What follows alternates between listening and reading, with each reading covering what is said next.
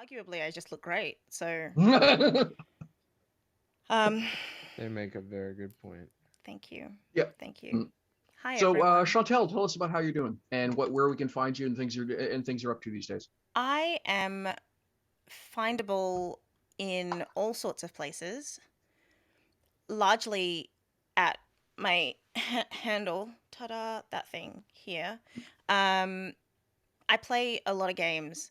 In fact, I believe that in the coming weeks, I will be playing a game on US Monday, Tuesday, Wednesday, and Thursday. Oh no, Nice. Sunday, Monday, Tuesday, and Wednesday. One of those will be a double session on a Sunday. And then I will be switching over to running a game on that Sunday, which will probably have the length of a double.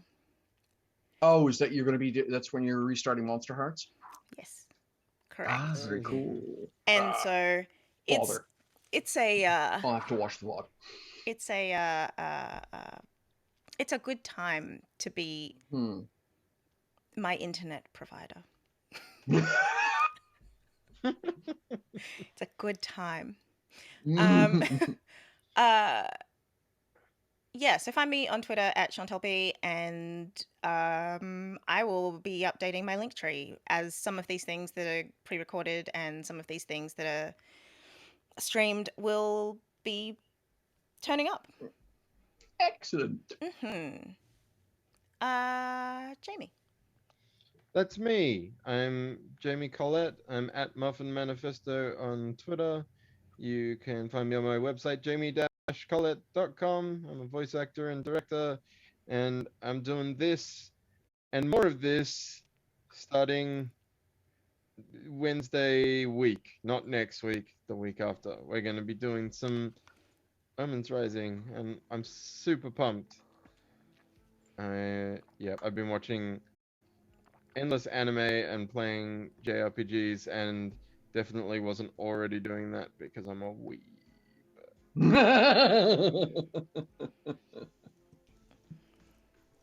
This is good. Sam. Hey. I don't think I have. So I'm, also doing the Omens Rising, so I don't think I'm beyond that. I've got anything else, but find me on Twitter at the _RealSunnyP.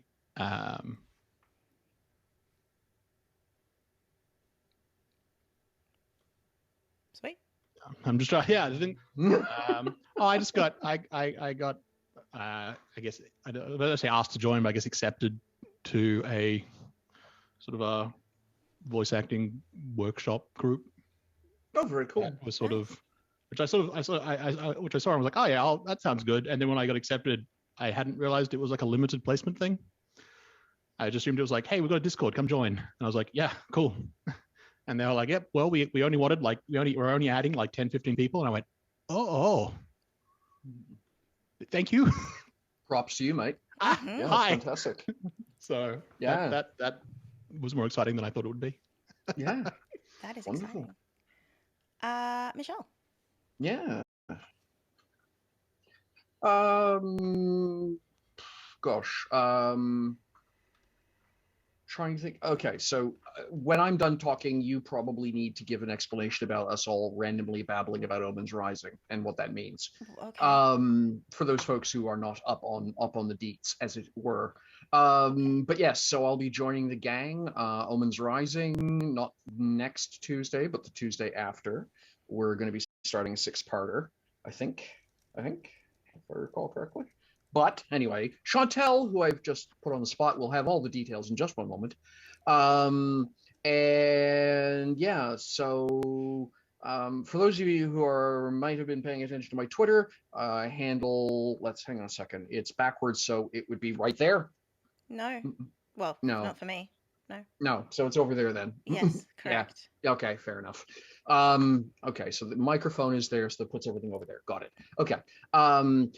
So for those of you who've been following or keeping half an eye on me on Twitter, you'll probably noticed I'm currently in the process of looking for someone who knows something about script writing. Because I'm finally getting myself moving towards the goal of getting my audiobook done. So I have done just enough study on the subject to realize that the amount of time it would take me to do it myself versus asking someone competent to do it is well worth paying someone competent to do it. So That's fair. That is that. Yeah. Yeah. That's a mood. I hear that. I hear and receive. Yeah, you know. So as always, trying to also get at least one live stream in myself every week, 902PE Gaming. Usually I'm talking map making, GMing. I do gaming diaries, if you will, play diaries of all the campaigns I'm running, including this one. And if for those folks who like to see what goes on behind the curtain of being a GM, that's what that stream is for. As before, I have 3 novels published. You can check those out on Amazon, both, well, actually global, so, you know, amazon.yourcountry. And when in doubt, drop by and visit me over on my website, which is michellearvaincourt.com. And as it says in the little Streamlabs chat there. And yeah, I'd love to hear from new folks. I write blog stuff about gaming, about all kinds of other stuff too. Chat with me. Yeah. Sweet. Cool. Omens Rising, really quickly, is a narrative forward tabletop game. I am one of the narrative designers on said game. I have contributed one of the cultures. We will be playing it here in 2 weeks, and at the same time, a day earlier than Unlawful Disorder, so you'll get us twice a week. You will get us here twice a week. Boom, boom, boom. Put that in your diary. I mean, it's on the schedule. It is on the schedule that's down below. I think it's down below. Yes. I'm making things up. It's great. She says, rapidly adding to the schedule. It's definitely been added. I definitely added it. It's just about whether or not the schedule's down there. Other than that, anyone else got a stalling technique? I mean, we're 9.5 minutes in. All right. Well, I was reminded about a cliffhanger, and now I'm trying to hang on to the cliff instead of. Excuse me, I have players to drown. But I'd rather not. Not today. Sean Bean, where are you? Can you go instead of me, please? Yeah. Okay. Sean Bean. Let's go to the intro, I guess. Yeah, let's do that. Yeah.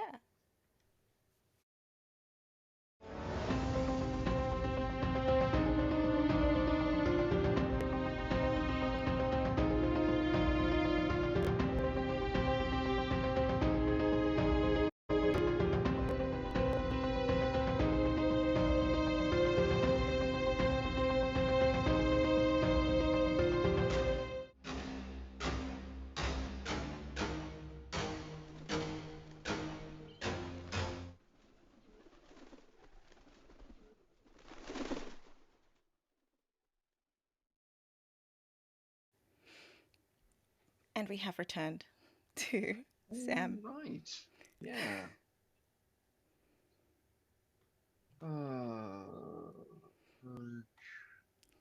Okay, somebody else nailed them as well. Thank you. I am here. I am watching.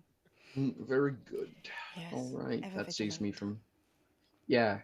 I have put the channel, by the way, in slow mode because I'm told it screws the bots up. That's nice. I have also. Yeah. There is actually a delay on whether or not messages get sent. Fun fact. Yeah. Loads of bots. And me being a person of color and a series of marginalized people on this channel means we going slow. We're taking it slow. Yep. We're taking it gentle. That wasn't a fun fact. That wasn't That fun. was not I'm a sorry. fun I can fact. make it fun. It was a fact. It was a fact. I can make it fun. It started fun. It was, you know. Ooh, something fun. I am at 187,000 bots to ban. Ha ha! Ha ha! That's down from 396,000 yesterday. So we're working on it. Twitch, do better. Hashtag Jamie, Twitch, we do cannot better. hear you. I was saying it started at like 5 million or something, right? So yeah. Well, no. So it was 4 million earlier in the week, and I was like, I can't. That's like 5 days worth of just leaving things open. That I can't do that. I can't sleep with lights randomly. Mm. And then it turned out that Twitch like got rid of a good old like 4 million, and so now it's Yeah. just 400,000 ish. Yeah. still a lot. It's a lot. To be fair, I don't think anyone was posting more than every 3 seconds in our chat anyway. We tend to No, have exactly. fairly We- considered, well thought out chatters, except when they're screaming, no, no, no, no, no, Michelle, why? I mean, that's me. That's not fair. That's me, Not and I always would at rather. Michelle. I am. That's I true. am in fact a mod. I'm allowed to do. It is also sometimes, no, no, please, Sam, why? I'm crying. It's true. Yeah. Yeah, that one's okay. I mean, Yeah. we've also got auto mod stuff on. We will Yeah. see what happens. And to be fair, when that happens, that's me. So Yeah. Exactly.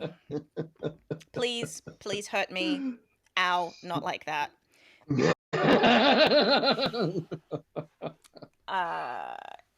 Alrighty, my friends. So, based on the traumatized looks and the faces of my players, I'm pretty sure everyone remembers where we left off. So we begin. I do want to actually just clarify. Did Mysel also hear that sound? Yes. Okay. So yeah. I don't remember where we were when the sound We happened. were Now outside you've the reminded me. inn. You were in the process. You were I think everyone was either leaving or coming back into the inn. I didn't have time to do a rewatch. But everyone was basically just outside the door. That was kind of why I asked, because Alexandria and Spider were outside with the with the bison thing, the bison-esque creatures. Yes. And then the sound happened. Kazra burst out the door, being like, "What the frick?" But I don't think I don't remember Mysel being mentioned, so that's why I was asking because he would have been talking to the chefs. Yes. I think Mysel's tip that something is wrong is the previously slightly droopy beak on the table bird sits bolt upright, does not quite fly, does not quite run, does not quite parkour, but somehow manages to build a fascinating triangle of the three objects.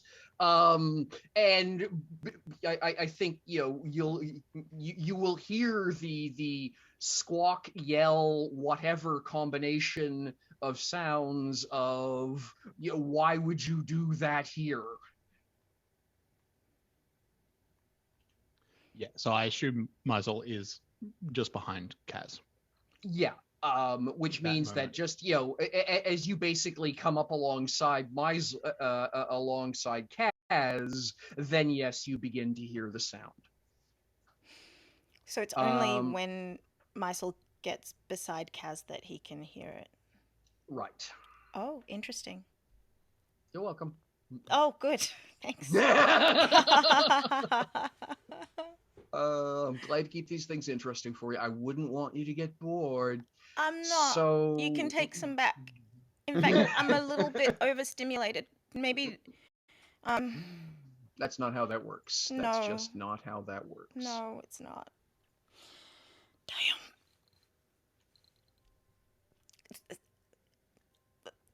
Oh, Alexandri's hungover. This isn't fair. Nope. Why do you always wait until she's hungover? Let's Doesn't do drink it. much. I'm ready for a fight. Let's go.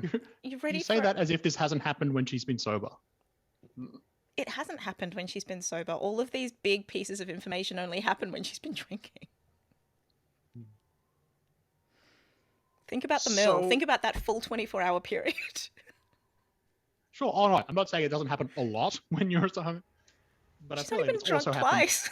Yeah, but we've had more than 2 instances of this sort of nonsense.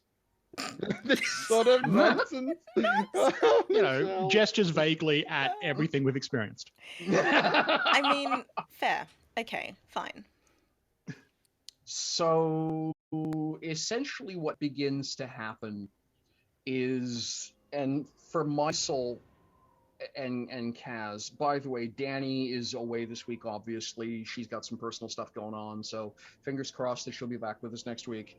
But I don't want to leave Kaz out on this, so there is this sensation, if you will, of something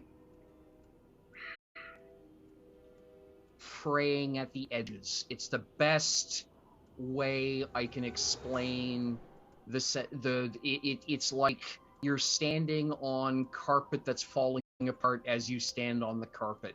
It's like you're walking through a door that's falling down as you walk through it. There's this just weird transitional otherness that begins to feel like it's everywhere around you. And you can hear the chanson in the back. All of you can hear the chanson in the background. And the best way of explaining it is that it is trying to overwhelm another sound. I think it's possibly the first time you have a clear that Alexandre has a clear sense of what's going on. The past few times have just been so overwhelming in those moments that it's been hard really to keep your head about you. And it felt like the chanson was the problem. And what you're really understanding here is the chanson is trying to yell over another song, and it's losing. There is this other sound that's crawling in and around. You can hear the crunch, if you will, of an old grandfather clock hammering in the background. You can hear these other notes fluttering through the air in this remarkably disjointed. It sounds like sheet music that's been played in no particular order. The notes are all there, they're just in the wrong time and timbre.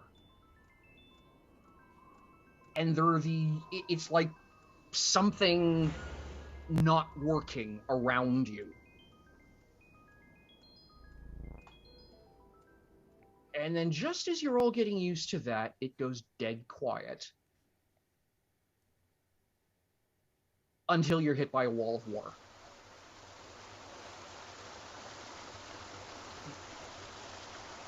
The scene is, for two of you, tragically familiar.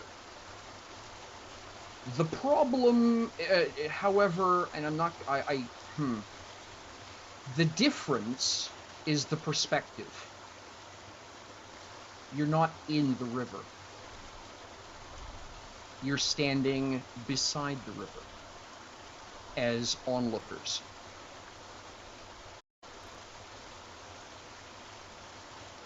There is a wind howling.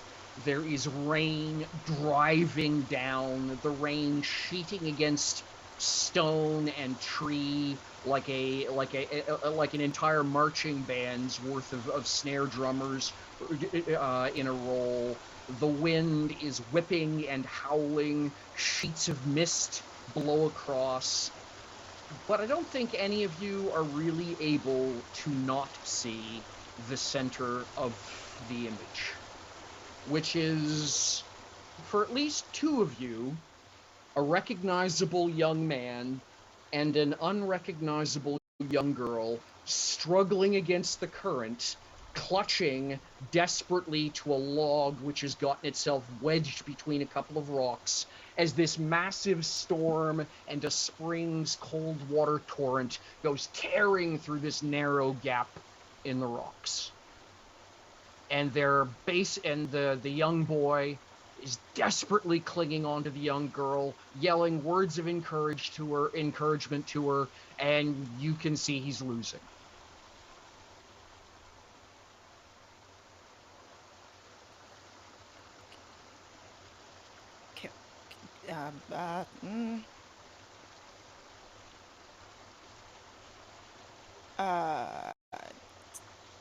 Out of curiosity, is the how want to put this?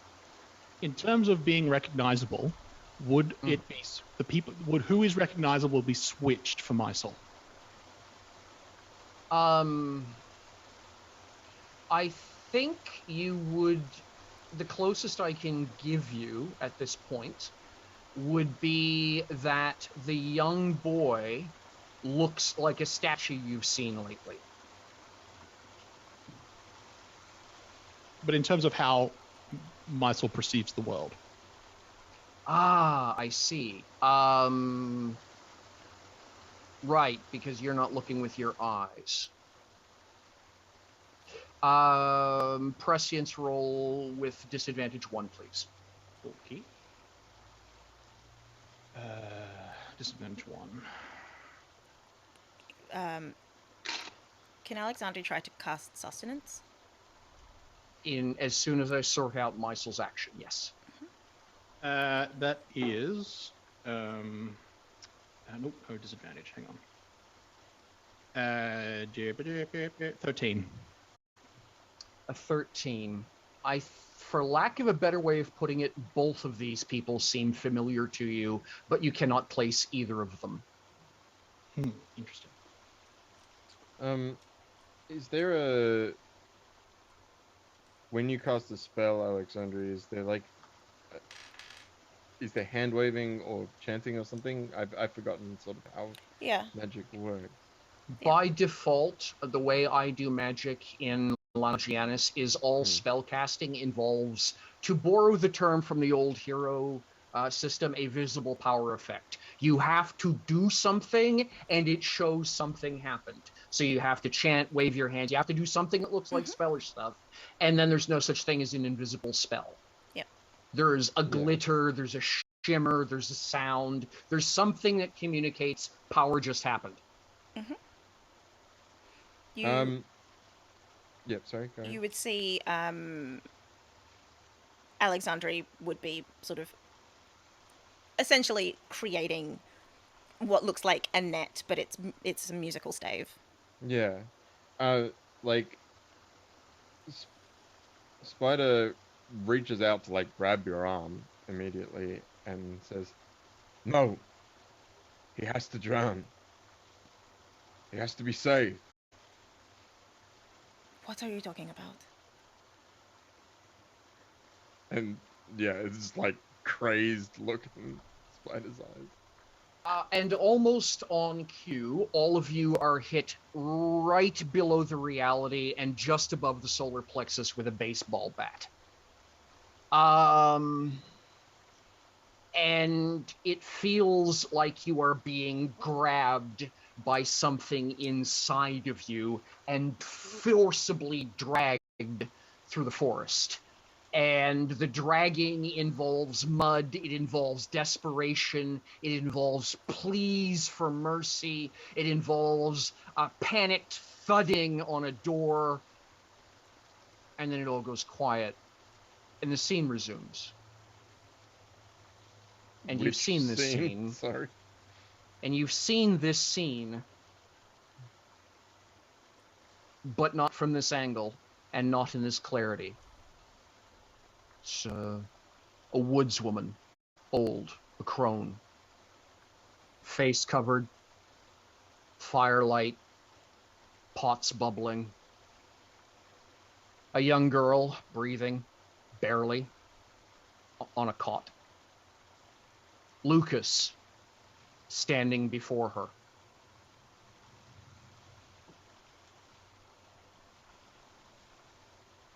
Just 1 second, I want to make sure I read this right.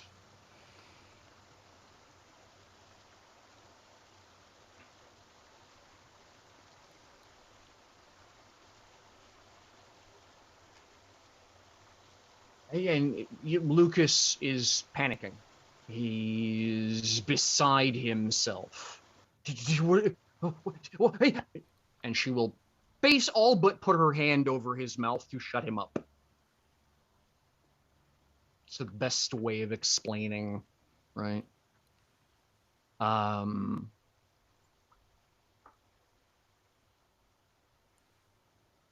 She will nod slowly at him. And then she says, "A fate has been unmade. An inevitable has been delayed. But a debt must now and then be paid."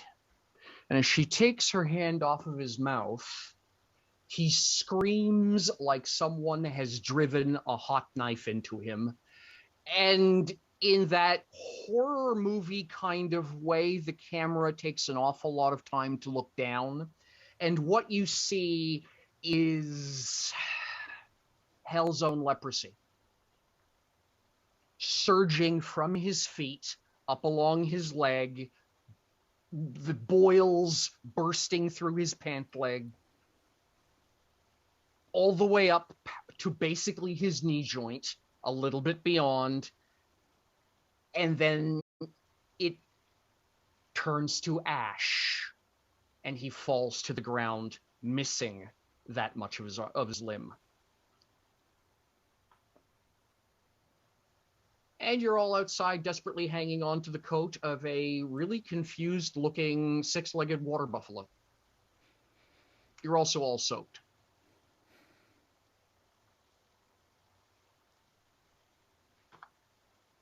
I think in full anime style, Spider falls to his knees in the stable or whatever it is that we're in. No, you guys are literally out front. Right, out front. Well, yeah. you're like 6 feet away from the door, which has resulted in a few people stopping and staring. Yeah, well then in the middle of the street, even more dramatically, and just says, "You stupid fucking liar." Just like staring into the middle distance.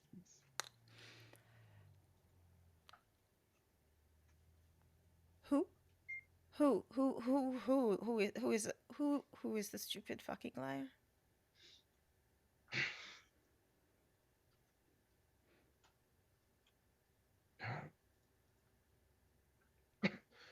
Sorry.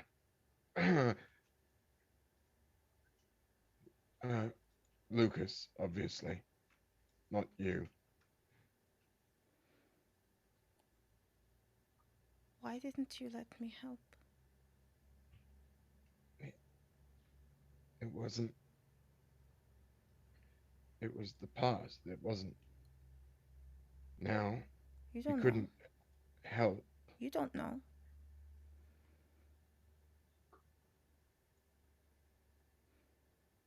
I, Was his past.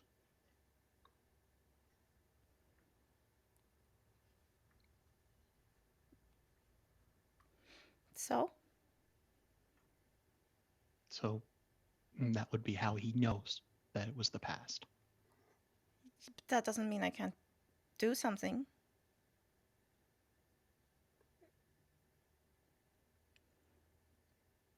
you want to play around with trying to change the past. I don't know. But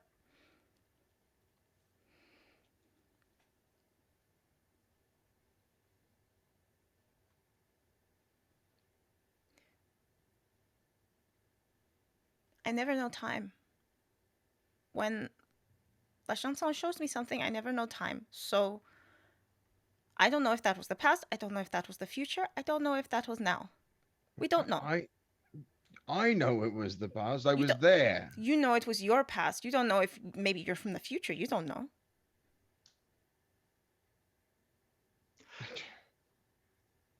What?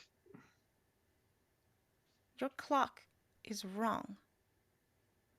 You don't know.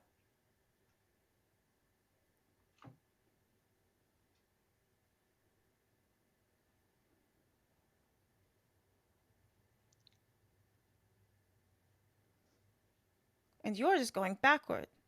So you don't know either.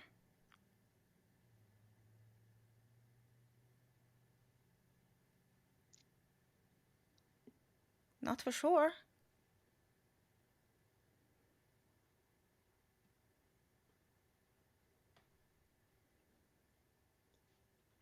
I'm not entirely sure what the connection you're making is, but I agree that you're never going to be sure.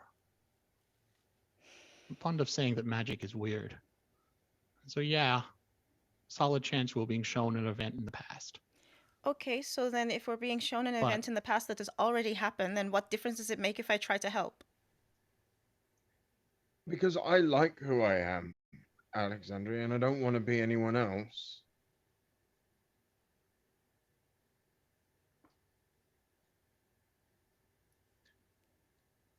If I see. you were able to help, if you were in the actual moment, you actually went back in time, you were there watching it happen, and you change it, the outcome is entirely unpredictable.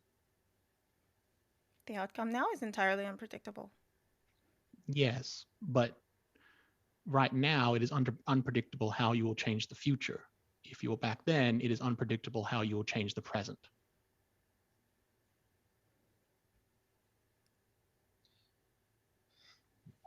And as Spider says, he likes who he is. Maybe I'm wrong. Last time, Chevalier stepped in the stream. Last time we were in the water. Last time...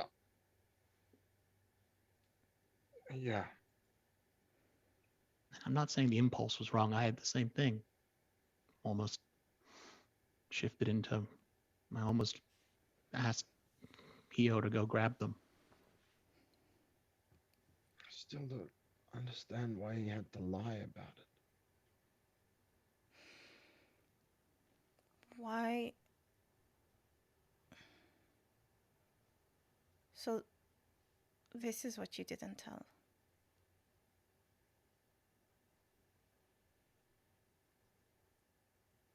This is what Genevieve was talking about. I guess so. I mean, I didn't know this, and She thinks you did.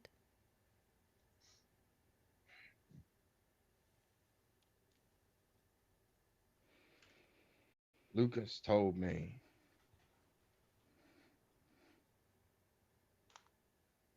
that when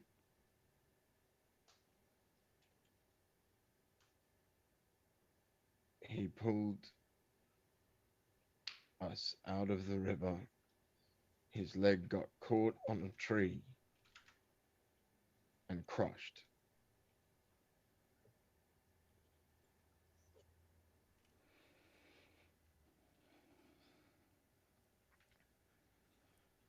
That's what I think it would be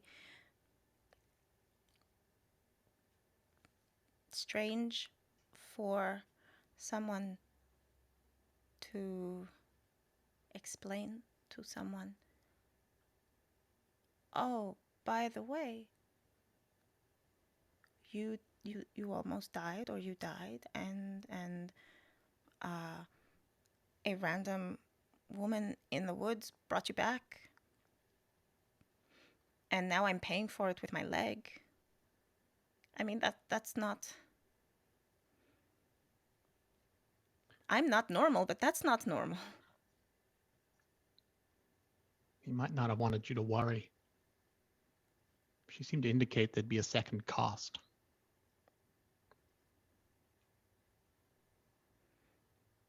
There'd be 2 payments. Wonder if Lucas has his other leg now.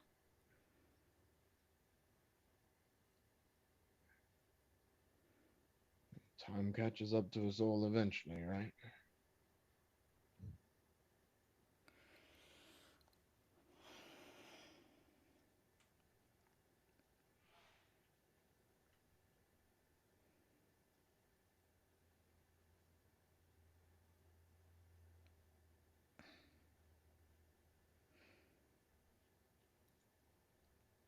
I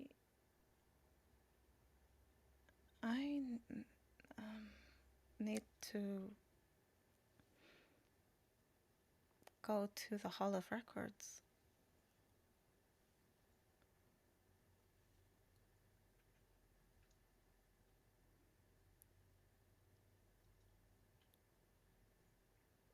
Okay.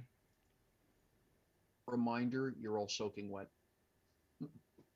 You were standing in a icy spring rainstorm for a few minutes just now. Mm-hmm. We should maybe get cleaned up before we go anywhere.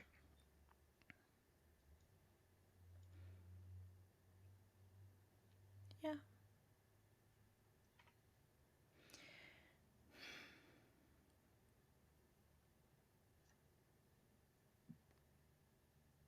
Well, at least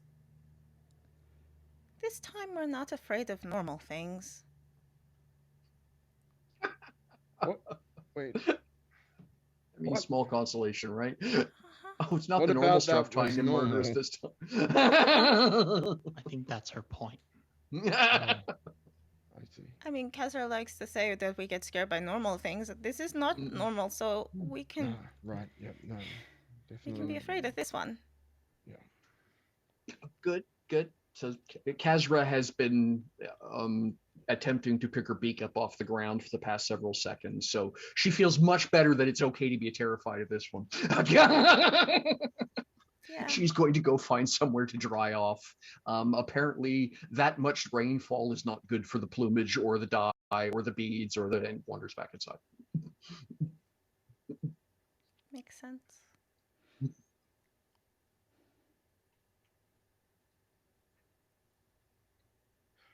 What was that song? I don't know. But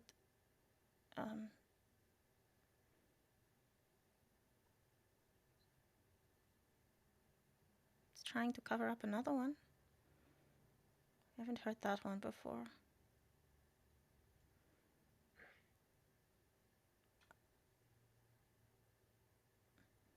Michelle, Yes. feel when like La Chanson was trying to cover the other one, I guess. Mm-hmm. Was there any sense that it was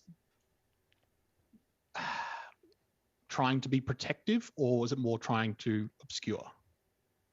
Or was there not just no either way? Have you ever been at a street corner when there's two people who just do not understand that you do not have to have the 6-inch bass in the back of the car cranked up, and they're both listening to different songs? Right. Yeah. One of them, they were just arguing with each other, waiting for the light to change, and so they kept turning the stereo up. Right. I'm not sure what you can attribute to that sensation. That's what I Beyond thought it was. irritation. That's what I was thinking, but had to ask just in case. Yeah. Was there a direction for the other one? Yes. One sec while I double check the map.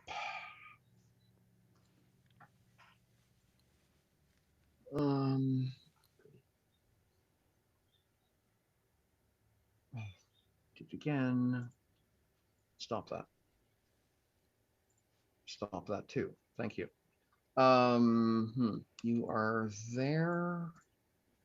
It would be to the pretty much almost pure southeast. Southeast, purely to the southeast.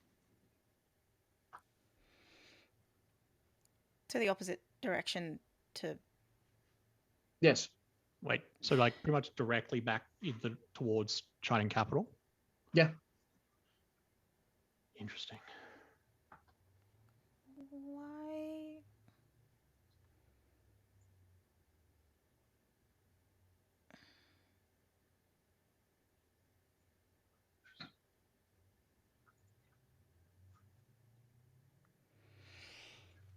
Why are there two? Why are there two? Why are there two, and why have I never heard the other one? I mean, La Chanson was just loud. Just very loud. Cut back to Chevalier making that exact point earlier on. But well, whatever.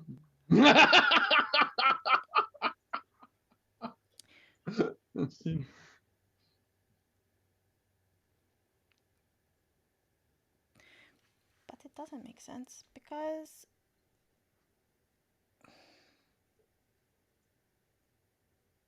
no, I mean, nothing makes sense. So that's great. I'm gonna go change my clothes and try not to sleep and possibly throw up. Ideally in that order. I hope so, but I can not guarantee anything. Where is it? When Mysel goes to change, he's going to try and locate the lady they saw in the forest with the spying bane. Okay, you're gonna need to read that bane to me because I'm not convinced you know her. Let's just do it that way. That was my actual that is a better question. Yes, is he familiar enough, having seen her?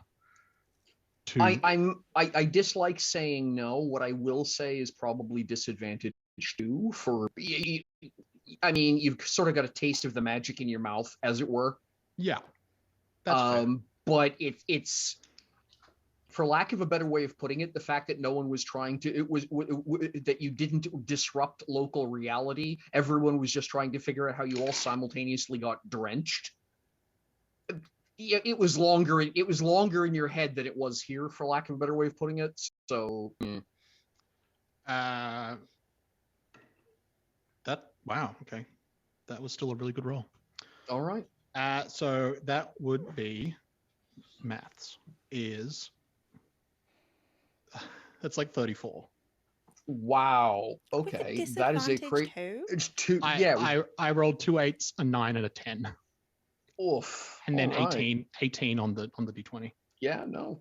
I mean, you're what, stat 7? Yeah. So it's normally 2d10. Yeah. At this point, it starts to the power curve starts to climb rapidly.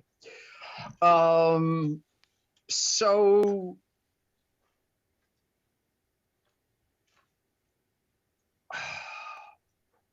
Give me a moment.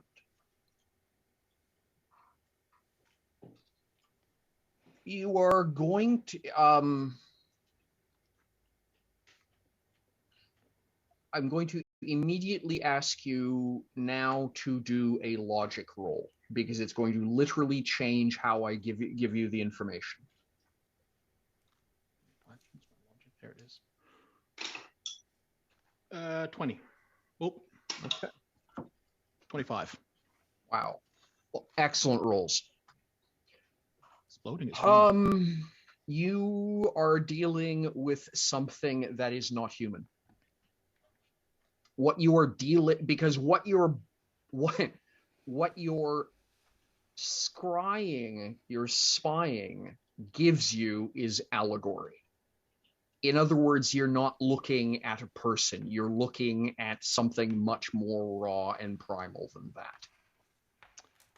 Right. So you will wind up seeing a wall, a hovel. It's obviously a hovel, but as your vision looks around, because you have 60 feet of radius, so you can kind of glance around to understand, the middle of your vision is clear. The edges get progressively less detailed and more blurred. It goes from photorealistic to anime as you pan around, is the best way of explaining this weird effect you're seeing. And you know you did it right. If this was a person, you would be seeing person. Yeah. You aren't. So the only thing that and with your logic roll, you're basically, this is your brain trying to deal with an absolutely alien presence. So you're not seeing what's there, you're seeing what makes sense to you. Do you follow? Does Yes. Okay. So you will see a cupboard with the doors open, and all of the shelves are filled with hourglasses at various heights. And there's one that a very young hand is in the process of turning over for the first time. At the same time as reaching in from the other corner, a very old hand is removing one that has just run out.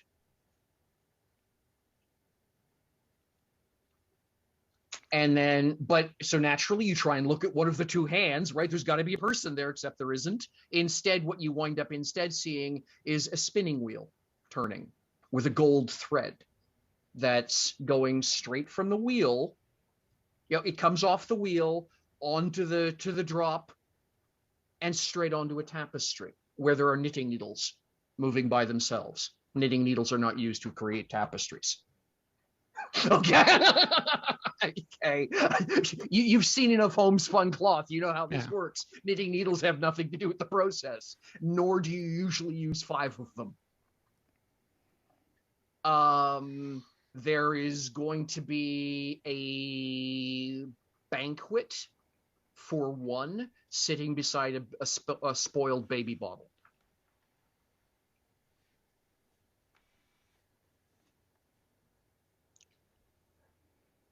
And there is going to be the sound of a panicked shouting and the sound of someone hammering on a door.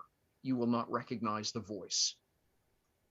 The tone, however, is unmistakable. It's pleading, it is begging, it is a pray for mercy.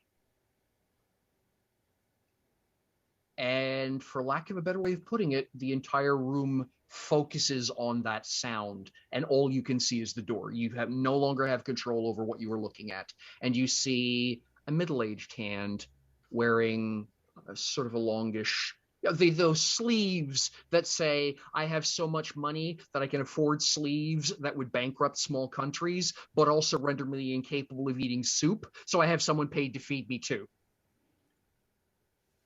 That kind of reaching for the door handle and the door being opened, but as the door swings open, it's a wash of light that floods in and obscures the vision, and it is forcibly disconnected. You literally did the impossible. Yeah. This creature is functionally unknowable. So congratulations to an absolutely game-breaking roll. Comes out of it like, I'm glad I came out of that and with my sanity. Did you though? How's that for an announcement? The second question is, would I realize if I didn't? Mm-hmm. It's the real question, isn't it? Yeah. Ah, well.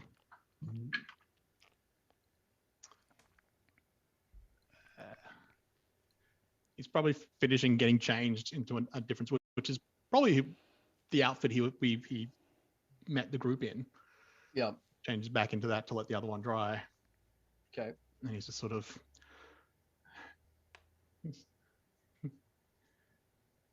disheveled homespun hair sticking out Mysel. Yep. I mean that's not gonna change. You just have to let that dry. That's just gonna be that's just the rest of the day.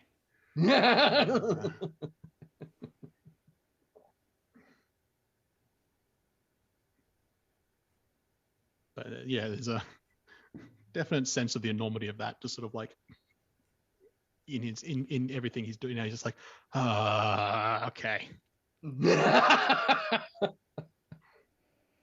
Yeah. Whatever it was that the person you think was Lucas bargained with was not an old woman in the woods. Yeah, I was expecting like Hag. I got the concept of time, I guess. Mm-hmm. The fabric of reality. Yeah, How I got the fabric of fate and time. Like, You're lucky you didn't see people sitting around a table rolling dice. That's what you're lucky, frankly. There's something called Zoom. I don't know if I'm saying that right. It does not move as quickly as we like.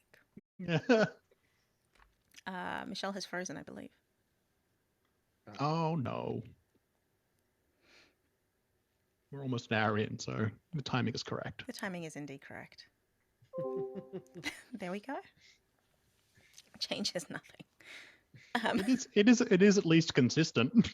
It is, yeah. Timing is time. 50% of the time, every time.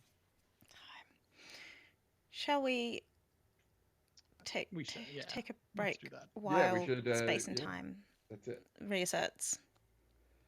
Let's do that because I need to think. Alexandra needs time to cry. Yeah, I need to You just panic. de-traumatize myself. I need to de-traumatize. Let's go to a de-traumatization break. Hey.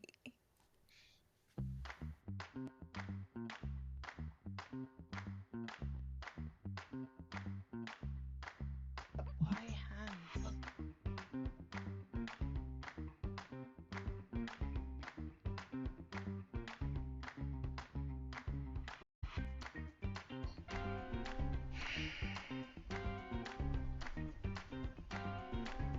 Have you considered that you might like a disguise that doesn't involve being wrapped up in veils?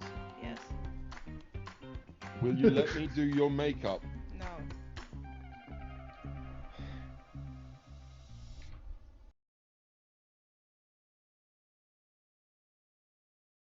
You... Think then be afraid. You look like you need a ride. You look like you need a ride. I'm here to help, but I don't think that I can fit your friend there. Can you ask them if they are going to eat me? Depends In on that your case- answer.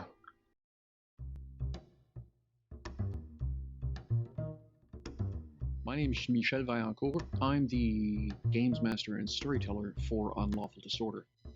I've been asked to give a summary of events of the game, but that seems a little strange because, well, that's the job of the players. Don't ask me what the story is, I'm just the guy telling it. So, let's talk about how we got here. So, about a year ago, I saw a bunch of really talented people doing some really cool stuff, and I thought, well, that's cool, I'll have to keep them in mind. And a little while after that, I got a call from a roleplay channel asking me to set up a game. They wanted a European time zone friendly game. So I went back and I called up the cool people doing the cool stuff. So that would be Chantel and company. Cool. So, after that, we took a little bit of time, discussed a good D&D campaign, and I brought forward one of my homebrew worlds. And they looked at me and said, no.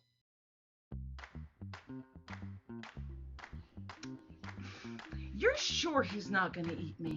He's not gonna eat you. Okay, I'm a friend then. Depends In on that your case, answer.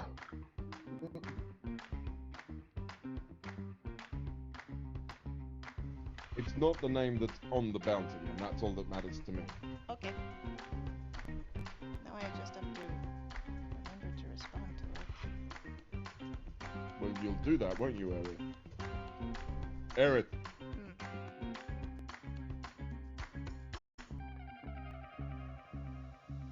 Are you going to eat them?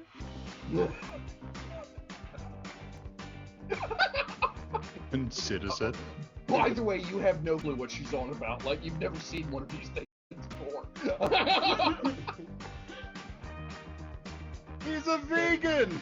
oh, what? Definitely don't know what that is. I don't care what he is. He's got big teeth. You do have big teeth. Nothing. Theo's grasp of the trade tongue is Oh, body. do you? Oh, do you? What do you eat them?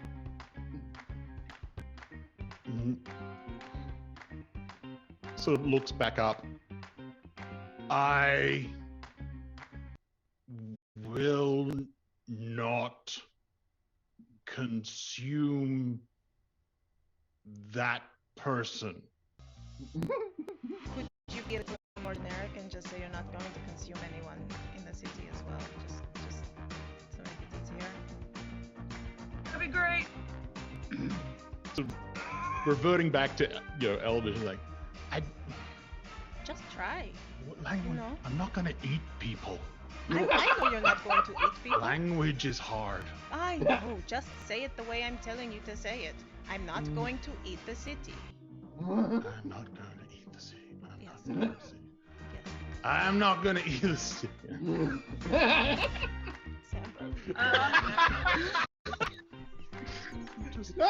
Sam, Mental image got too funny.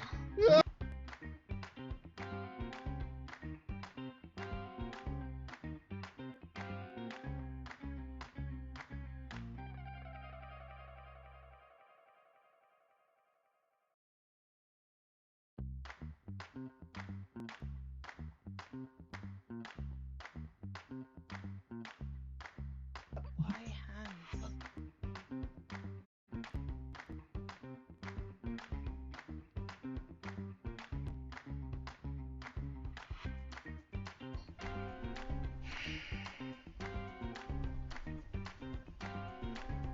Have you considered that you might like a disguise that doesn't involve being wrapped up in veils? Yes. Will you let me do your makeup? No.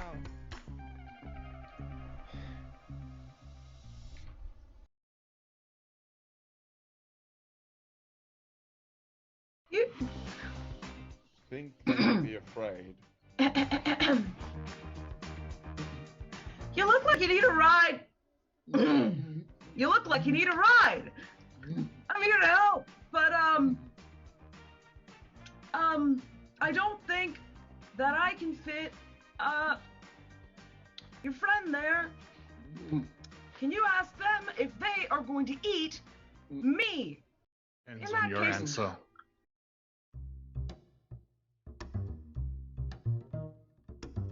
My name is Michel Vaillancourt. I'm the games master and storyteller for Unlawful Disorder. I've been asked to give a summary of events of the game, but that seems a little strange because, well, that's the job of the players. Don't ask me what the story is, I'm just the guy telling it. So, let's talk about how we got here. So, about a year ago, I saw a bunch of really talented people doing some really cool stuff, and I thought, well, that's cool, I'll have to keep them in mind. And a little while after that, I got a call from a roleplay channel asking me to set up a game. They wanted a European time zone friendly game. So I went back and I called up the cool people doing the cool stuff. So that would be Chantel and company. Cool. So, after that, we took a little bit of time, discussed a good D&D campaign, and I brought forward one of my homebrew worlds. And they looked at me and said, no.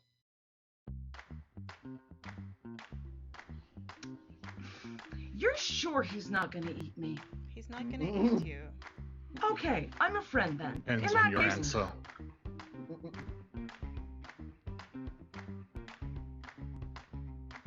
It's not the name that's on the bounty, and that's all that matters to me. Okay. Now I just have to remember to respond to it. Well, you'll do that, won't you, Eric? Eric,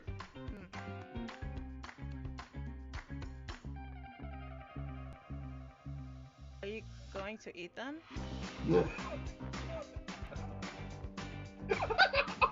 Considers it. By the way, you have no clue what she's on about. Like, you've never seen one of these things before. he's a vegan! oh, what? Definitely don't know what that is. I don't care what he is. He's got big teeth. You do have big teeth. Not incorrect. Here's grasp of the trade tongue is Oh, body. do you? Oh, do you? What do you eat them?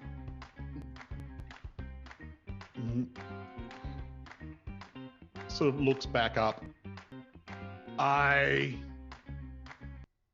will not consume that person. Could you be a little more generic and just say you're not going to consume anyone in the the city as well, just to make it easier. That'd be great. So reverting back to Elders, like, Just try. what language? know? I'm not gonna eat people. I know you're not going to eat people. Language is hard. I know. Just say it the way I'm telling you to say it. I'm not going to eat the city. I'm not gonna eat the sea. Yes. I'm not gonna eat the sea.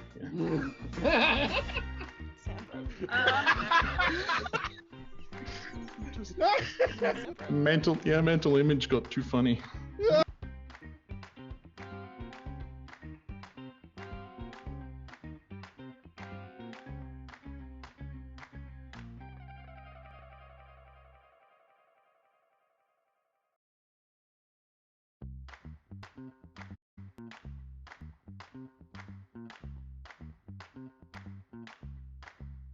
Why hands?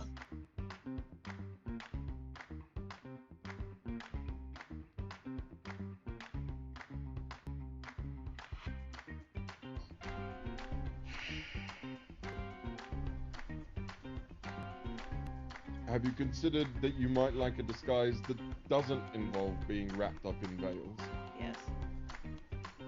Will you let me do your makeup? No.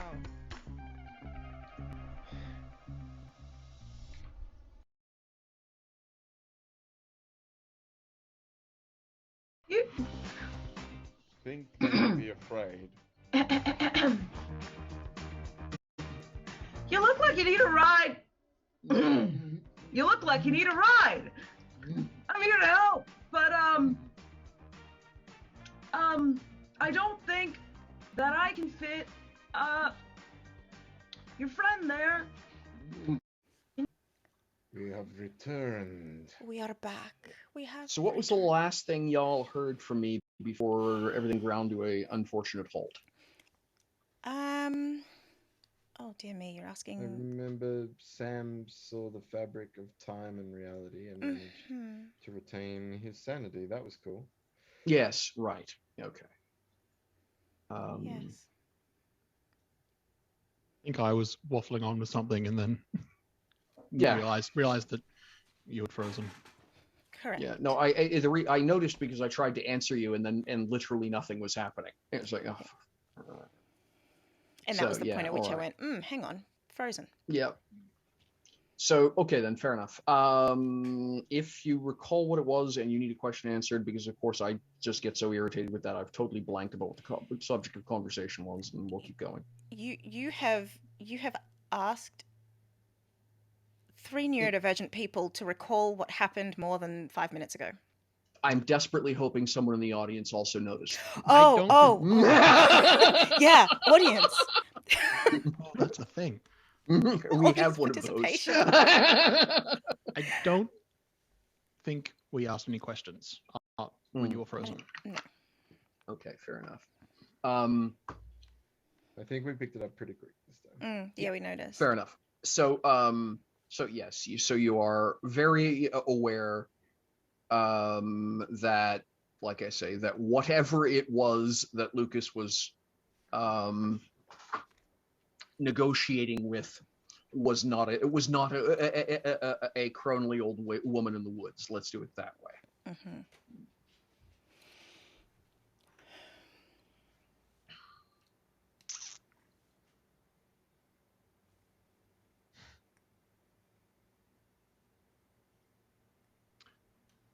Were we reconvening, or was Alexandre just going to the Hall of Records? Okay, so the last thing I remember the discussion being was everyone getting changed, cleaned up. You did you getting cleaned up and dried off was when you decided to do your sightseeing tour, and that's where I don't know if we decided on it. That's we hadn't where we decided ended. anything further. Yeah. This is the same day we're going to meet the claws, right? No, it's a that's day. tomorrow.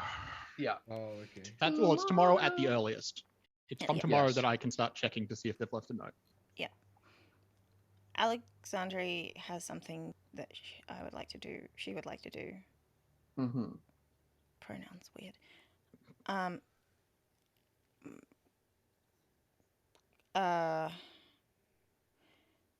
So she'll get cleaned up. Mm-hmm. And then, you know when the day's been too much, so you just go back to bed. Yep. Mm-hmm. She just uh she crawls back into bed and she just pulls the blanket over her head. She knows she's not going to stay there the whole day, but like, when it's just like, I'm in bed Desperately now. need a reset. I just need to be in bed right now. And I don't know where the birds are. She's going to take the birds with her. She's going to take Yeah, you have no idea where the birds are, by the way.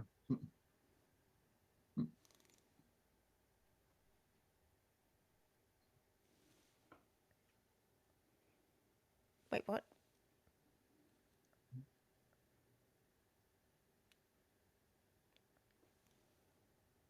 Okay, I guess I froze, so we'll try this again.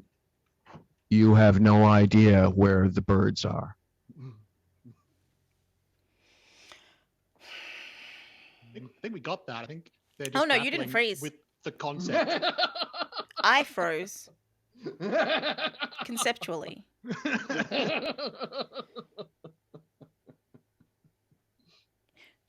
Even more under the blanket. Just gonna get that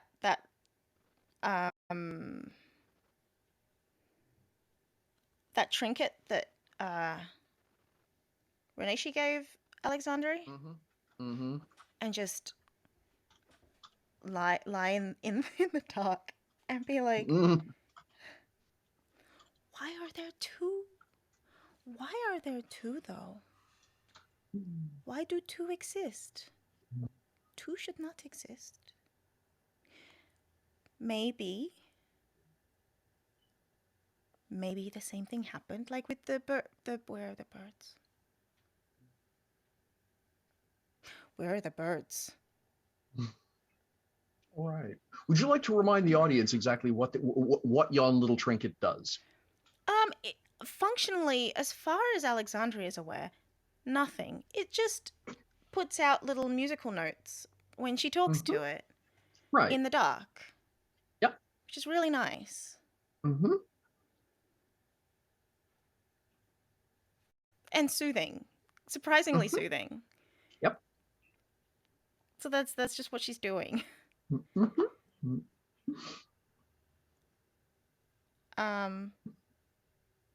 And then she'll just say, "Where is my mom?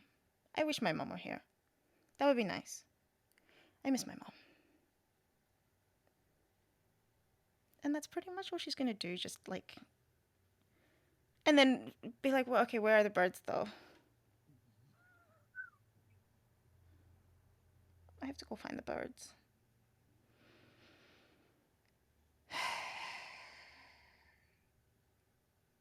I don't have responsibility.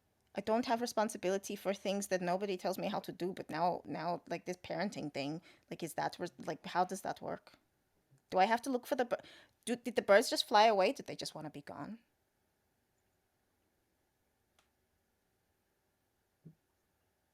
Shit.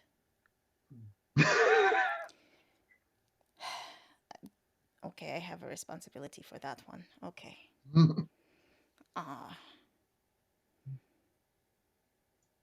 And she will get out of bed because there's only so long. Because this isn't working as well as anticipated. Nothing she's trying to feel better is working at present. It just nothing is helping.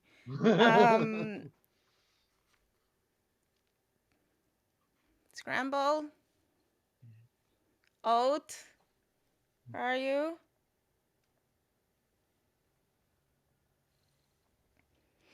And she's gonna head down to breakfast. That's the first place you look for birds that love food.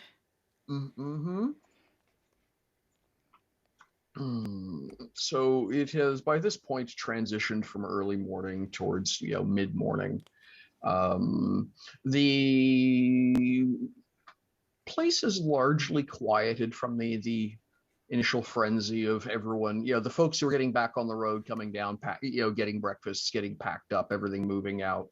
Folks who are, who are just passers through, looking for a good hearty meal. And so the early morning tends to be awfully busy around here. Mid-morning, it quiets down. So several of the staff are noticeably absent, people taking breaks. There's stuff going on down the work pantry as the preparation for the later afternoon and supper crowd begins. So where is Mysel and Spider right now? In bed, obviously.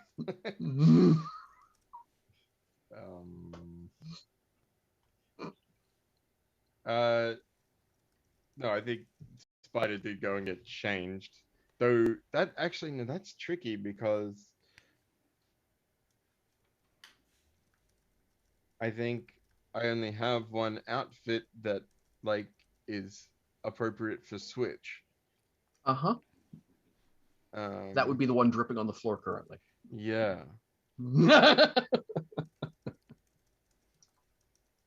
Yeah, so that's a problem. I think Spider's like in the room holding up this like dripping jacket, like, oh, what the fuck do I do now? Yeah. I have work to do, and like having to replace bits of beard, and Does it just get washed off? no, I think it's a bit hardier than that, but it was a rainstorm, so it's definitely like. Yeah, some of it is. I mean, it's paste on stubble, so it's not like Goody. it's theatre stubble. Ah, yes. Good old theatre stubble. Well, just because you've never had to put it on. Actually, it's Oh, well, very, yeah. very, very good glue. Yeah. And I Yeah. have. It holds up very well against sweat, so I would be surprised if it didn't hold up against a lot of water, to be honest. Yeah, maybe. I think it's just funnier if there's It's just some wet. that's come off. Oh, yeah, yeah. Turns out Spider's not as good as Chantel at applying facial hair. So Or maybe they just don't have, the same quality of glue in Yeah, fantasy wow. land, or- It's all about how much you're willing to put into your materials. Don't ask me why I own Lise Wautier, okay? Just don't. Yeah, I'm not putting sovereign glue on my face, Sounds messy. Oh. All right.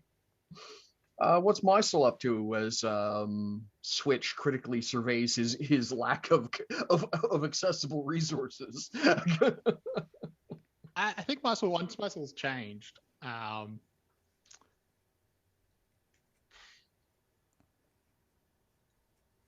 probably just heads back downstairs to wait for the others if they're taking longer. Sure.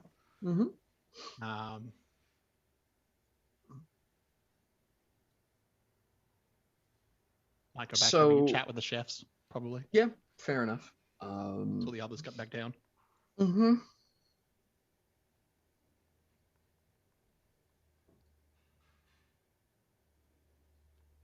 So if that's the case, then it'll be Alexander that comes down the stairs first, as it takes Switch a little bit cannot conjure clothing out of thin air, and thus there's a little bit of skullduggery that must happen before Switch has a suitably new outfit. With an automatic 16, it's on crime related things, it's not that it's not going to happen, but it's not also instant. Yeah, I don't know if that's the route. I think he'll eventually come down just wearing what he normally wears as Spider, just like fair enough. Yeah, but with so Spider's clothes in Switch's face. That's it. And so he doesn't look as bulky and as like but he's still trying to make himself like look bigger. If I hold my shoulders out, does that help? Get a pillow, shove it in there, just across the shoulders. Yeah, it's a lot of tissue paper. Like comes down the stairs saying, "I need a new jacket."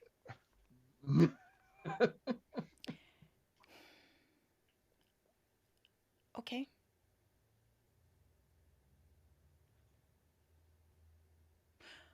I'll scramble a note down here. Not that you can see them.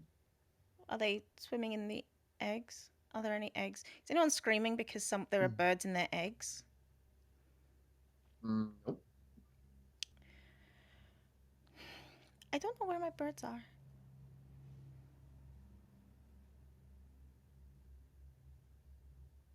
Did you last see them? When I was drunk. The first time. Right.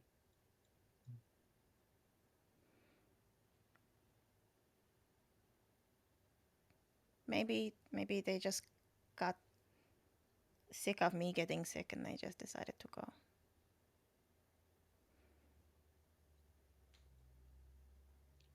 They seemed a little more attached to you than that. But... Mysel?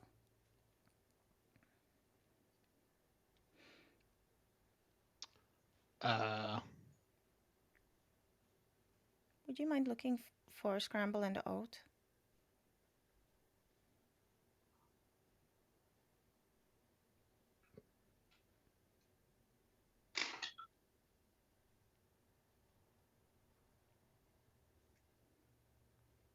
$22. They're having a snore pile with Kazra over in the corner. They're with Kazra. Oh. I think the three of them are asleep.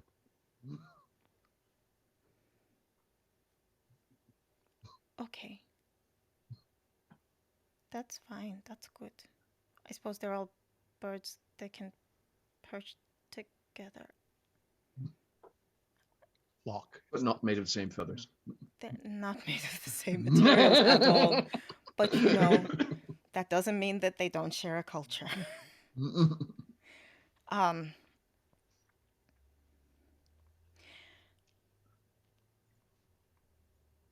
Do they? The birds don't look like they didn't drink. They don't look like they were drinking, right? Like that's not what birds do. Like that's No, they've just discovered a very large other bird who's snoring comfortably and are mimicking the larger bird, which is a thing that birds do. Yes, that's fine. That's fair. I'm fine with that. I'm glad they chose that bird and not like another bird. The local condor, yeah. I'm glad they chose a local bird that is going to be nice to them, and also have not found lion people instead. Because while they don't look like they won't taste like food. They look like food. I don't know. Probably if there'd they be a point taste of like, I'm gonna kill this and cook it, and why is it made of vegetables? It's vegan. Ah, It's ah, vegan. I ah. made my birds vegan. What is this vegan trickery?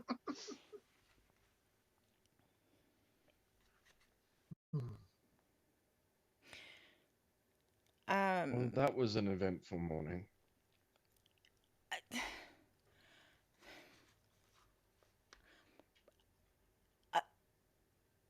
What the fuck?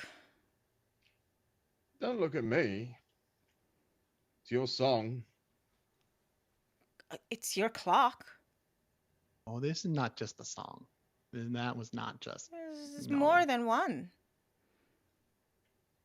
I don't know what causes that.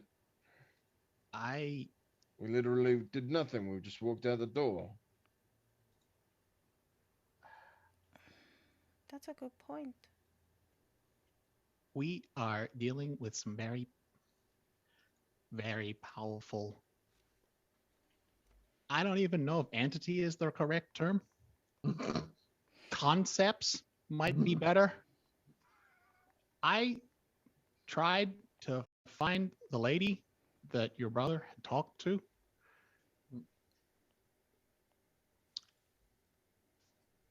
That was not a lady. That's my wife. Sorry. Oh, God damn it. That's okay. I was listening to Aerosmith, so carry on. I had to. There was no option. That's not a lady. Well, no one's perfect. I don't know these references. That's okay. Just keep making different references until They're all anyway, different. they're all different. Well, it's just very complicated because that was also not a lady.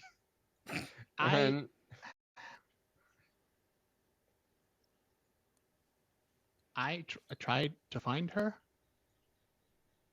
with my abilities, Mhm. and I did, but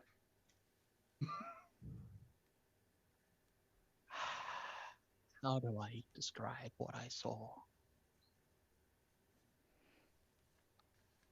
I got the impression that what I was seeing was not what was really there, but what my mind could show me without me going insane.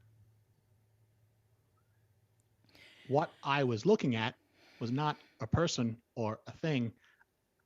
I felt like I was looking at the actual concept of time or fate or something along those lines, not like the actual thing. Mm. I was looking at the thing that controls people's fate and their lives. Mhm. Just out of curiosity, was it laughing maniacally? No, Okay. but it was answering please. Huh? Please what? No, please. Someone was pleading with it and it answered. I didn't see who or what the answer was, Oh, but okay.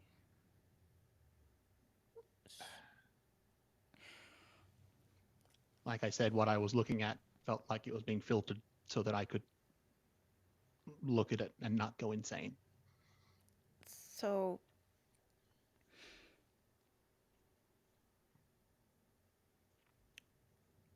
I mean, I'm very glad that there was a filter in place. That's important. I mean, it's good learning, I guess. It's yeah, you want to know that you're going to be safely looking at horrific things if you're looking at horrific things. I don't know if horrific is the word I'd use. It's the word I will use. That's fair. Yeah. So, Spider's life was changed by a concept. It wasn't, well, I had assumed it was something clearly very powerful manipulating fate. But instead, it was fate itself making a concession. Right. There's no like divinity for fate or time in this setting, right? That they are conceptual. I can't remember. Glances at divinities, glances at ascendants, glances at the opposition. Yeah. There's a god of death. There's a goddess of chaos. Yeah. There's a goddess of life.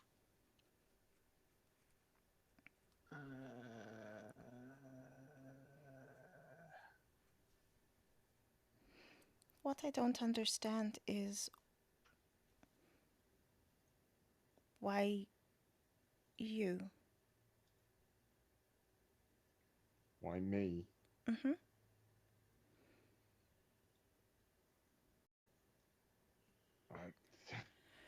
I didn't. I was unconscious. You can't. Surely the better question is why Lucas? It sounds like Lucas was inconsequential. He was the one who begged for my fate to change. Yes, but if a whole concept is going to say, okay, then you become important. When I saw it answering someone's call, it was like someone was hammering on a door, calling out for help. and it opened the door, and that was the last thing I saw. So it could be that in that moment, Lucas's call was loud enough and desperate enough to reach it, Hmm. and that's the key. Being loud and desperate. A lot of people are loud and desperate. Yeah, Most people are loud and desperate when they are desperate. but not. You hit a point. It goes beyond that. When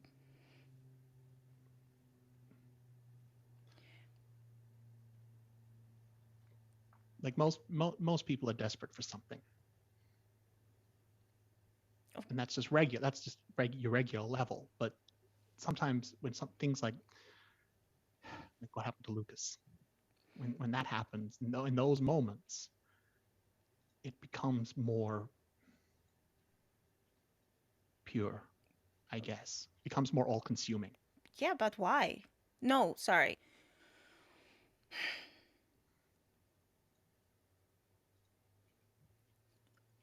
It. What is it? Thinking is hard. What is it that makes Lucas's call more important, and what is it that makes that change necessary? Because other people will have experienced that. What I guess we're assuming that it is because it was important. Well, I mean, if it wasn't important, then it is like everyone else. So Sure. something about this is different. That exact. I agree, but I'm not saying I'm suggesting that it might not be because it was important. It might be because the message got through, and that importance isn't a factor there. Maybe Well, I mean, it has to be because the message wouldn't get through if it were not important. that's not the case. No. No, The I mean, importance if of the something thing- about it were not important, the message would not get through. Either Right. Lucas or the situation was important, or Spider is important. But in what sense do you mean important? I guess. More important than everyone else screaming out. But what I'm saying that the line to make that if I when I tried to connect to it, it was not because I thought it was the most important thing, it was because I knew how. If in Lucas's desperation he hit on the right way to make his message heard, it is not necessarily because it was in a universal sense important. It was important to Lucas, certainly. Unless Lucas didn't, and it was fate or time that said, we need to keep an eye on this one. Potentially. It's It's not not what I saw, time. though. It's not what I saw, though. I saw it answering a call, not checking in on something.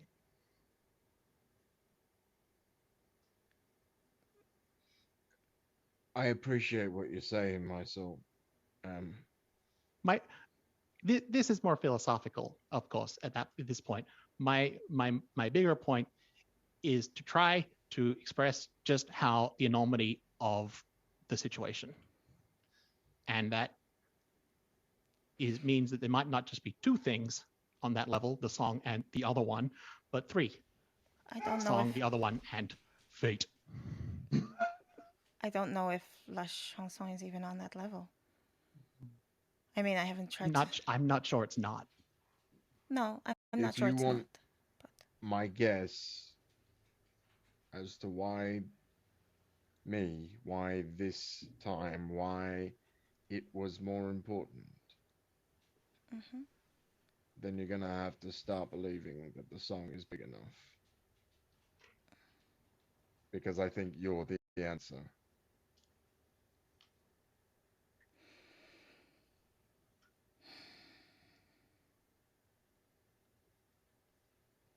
mean, if I'm the answer, then why is there a debt?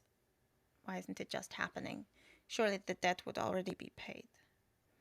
Well, I mean, La Chanson's getting a load of people to kill a load of other people, and I'm sure they're desperate.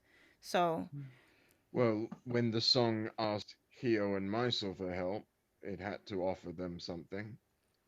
Maybe the song asked fate to help. and it offered them Lucas's leg. It offered fate what it wanted, which was a debt. That needs to be paid now and then.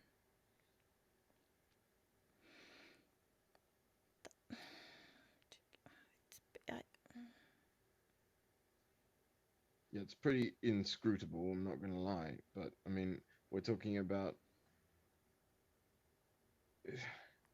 philosophical concepts as entities. A lot of this is kind of lost on me, I'm not going to lie. I need to go to the Hall of Records. Yeah, I've got work to do. So I went and spoke to someone at the Temple of Malfa, Voldo. Oh, okay. And he said that the orcs talk to the volcano, and the volcano tells them things, and that if they do the thing that the volcano says to do, then they don't get hurt. And he also said that there aren't any stories from around here about my grandmother's group, but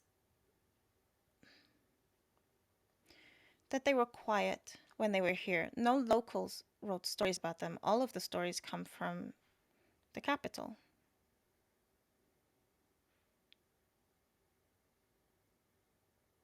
So they managed to get to the mountain without disturbing the locals. They managed to get there without disturbing anything. They were quiet. And all the orcs can hear the volcano? Apparently. He asks because Sam remembers it differently. Orc, the orc who's in the process of juggling one large haunch of meat and two meat cleavers, without skipping a beat, has no idea what you're talking about. I think it was a specific tribe. Yes, Oh, yeah. it is. It was the...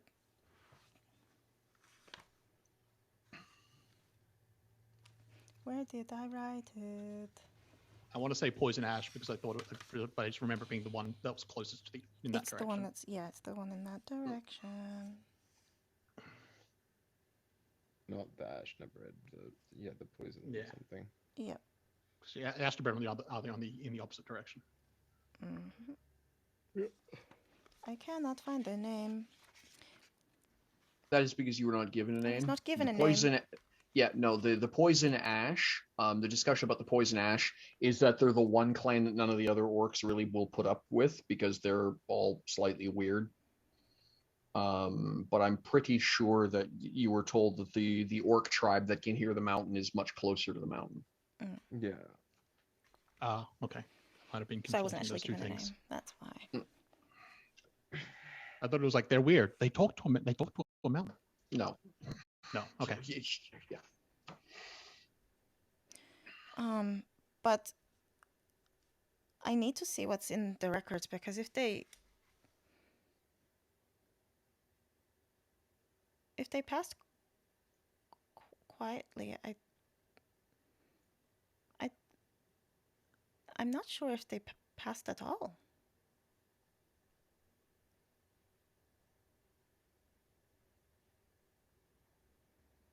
You know they went there. I don't.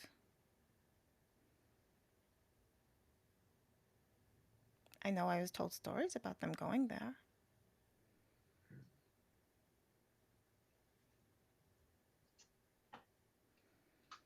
I mean, it would have been harder Cliff Spider, they predate Cliff Spider.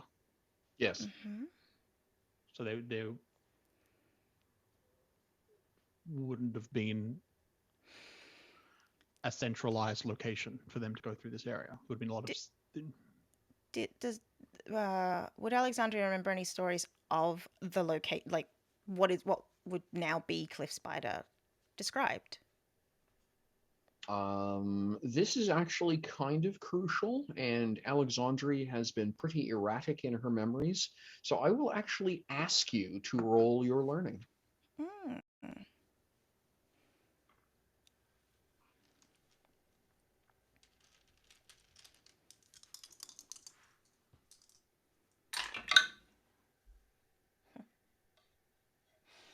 The hangover isn't helping your lot in life either, by the way. It's really not. That's an 11. That's an 11. So this is the funny part.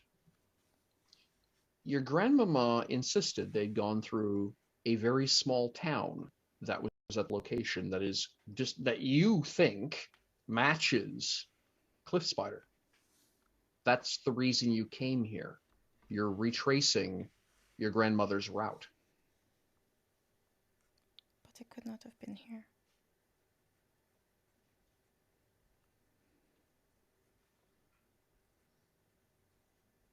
Part of the reason you went via Dasseldorf to Cliff Spider is because that's the route that the Anvil Heart Company took.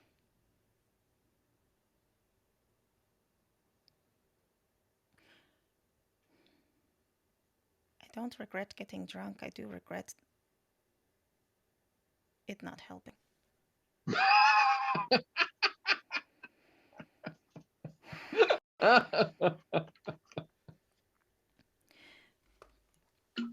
Grandma went through here, but there was... She said there was a town, but there couldn't have been a town because it's before Cliff Spider was founded. Well, That doesn't mean it couldn't have been a town to mean it wasn't a Cliff Spider. They couldn't get up here because there were no Fulfixi. How do you get up here? How do you build a town if there is no one up here? Also, to help you breathe. I mean, you don't need full 60 to do that. No, but... I mean, you can do that. Yes, but... a whole town. Small, but a town. Well, Should not also, have been here. I assume you could make a town if you came from the other direction as well. But why would you put a town up here? You have to... There's so many things you don't have up here. If there is nothing up here already. There are people up here already. No. There were people here before the Confederacy came here. Were there? Yeah. There's I was asking Michelle. Yes, as we discussed last session, this area was originally owned by an orc tribe. I believe I stated that there are two missing orc tribes and two, possibly three of the goblin kin. I was only half listening because Alexandria wasn't there. Yeah, Alexandria wasn't there. Yeah. Alexandria's not there, so I only half listen to things. Yeah. So so Alexandria would not know that, no, because Alexandria was not there for that conversation. And even before then, after the Giant Kin, 1,000 years ago, Giant Kin Empire collapses. Everyone moved out from there. Out from where?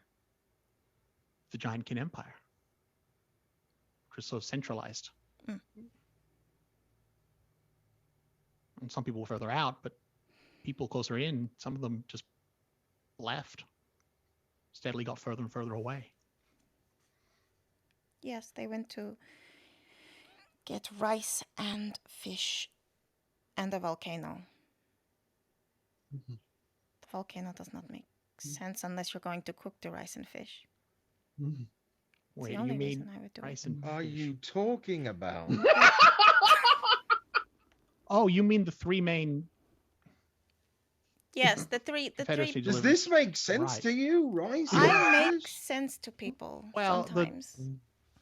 Deliverance was founded on a rice field, and okay, can only guess the other two. And the capital was founded on fish. Right, and they Oh, and and the empire is on a volcano. Well, I mean, volcanoes are good for food as well. unless you're gonna get exploded on, but Well, the yes, but essentially what you just said is the three main cities in the last 200 years were founded on good sources of food.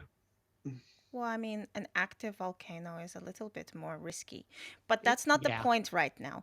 The point right now is that all of them followed prophecies, and I don't know if Gromer Is that part was true? actually, Is that what we were told? The deliverance was with the other two. Excellent question. Excellent question. I don't know. I don't think that was told. You have no concrete answer about the burning lash. You have no access to that. And the Confederacy doesn't talk about things like miracles and such because that broadly implies they're not in charge of their own destiny. So, Yeah, I thought. But either way, I need to go look at the records and see what it says. So that's what I'm going to do now, before this headache gets much worse.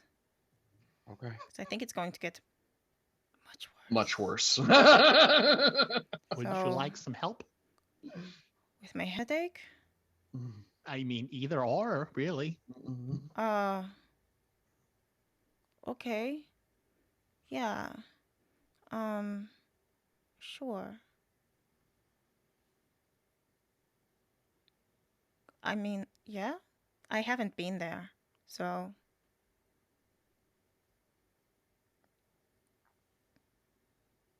I'm going now. Okay. It's fine, Maisel. Yeah. I don't. You go. I don't know. Do you have things to do? I don't. Yeah, I've got work to do, so you go.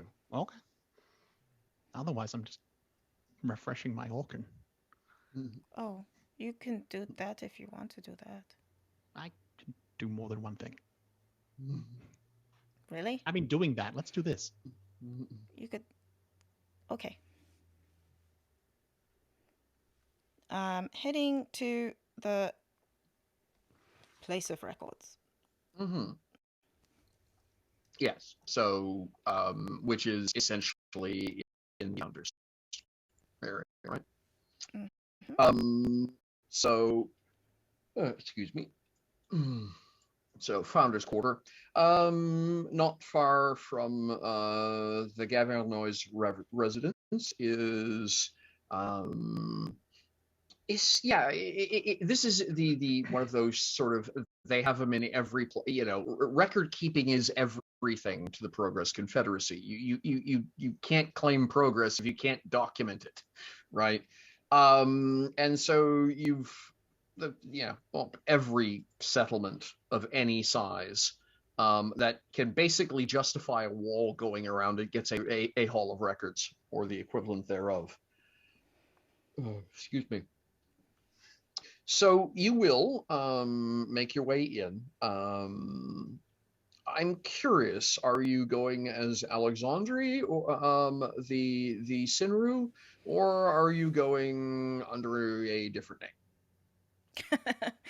Alexandria's too drunk to think about any of that. She's Alexandria the Senior. What other options are there right Just checking. Yeah. Okay. No, she just wouldn't So think about it. the clerk will very politely ignore the smell of I was muted. I was just making a point. Meisel's not too drunk for that. And we'll ask before we go in. Ask what?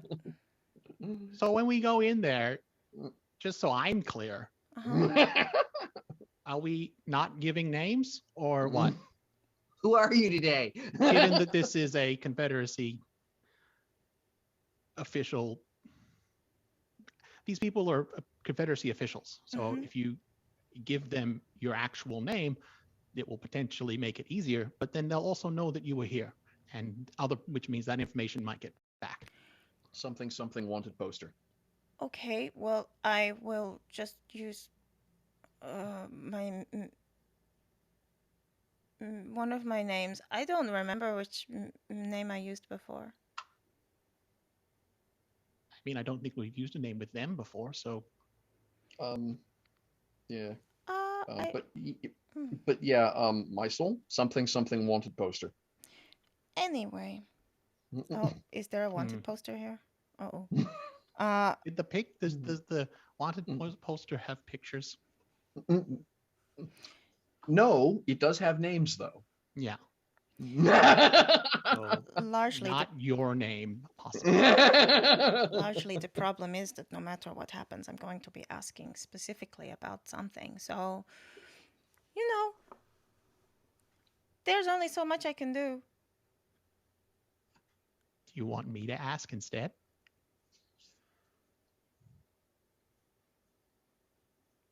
No.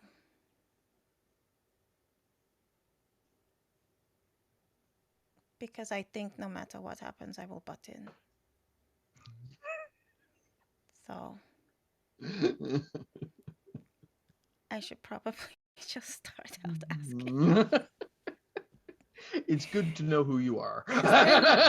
If they ask my name first, then I can get it out of the way and not use it again.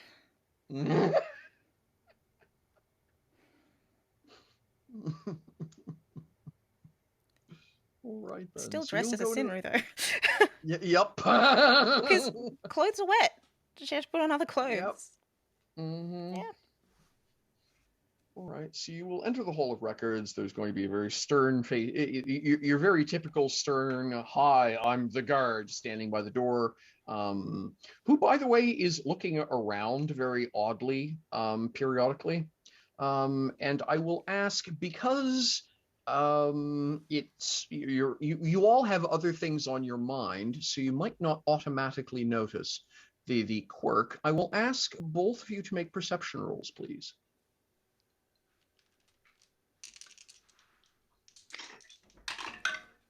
Ooh. 10. 10, okay. 37. 37, good grief.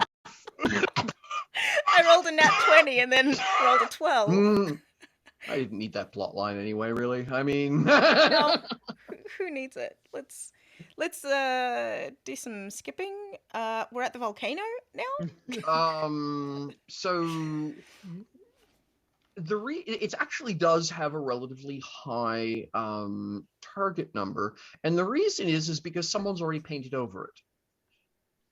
And it's the guard glancing around. He's obviously looking for something, which puts both of you sort of on edge, because the first question is he looking for us, right? Just that, but what you realize is that on the building, like literally beside the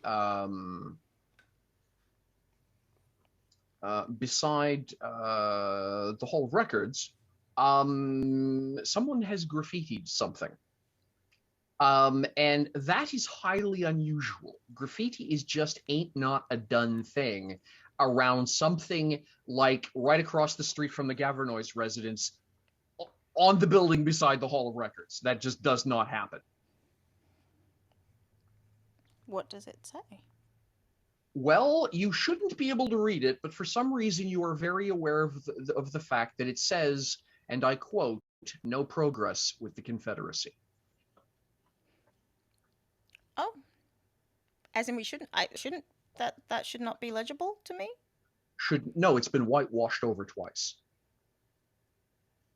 You're not even sure how you can see the outline of you are reading the bumps of the paint under the whitewash is the best way of explaining. Like, no, they've done a very good job of cleaning up. This should not be legible to you, but you are clearly able to see it.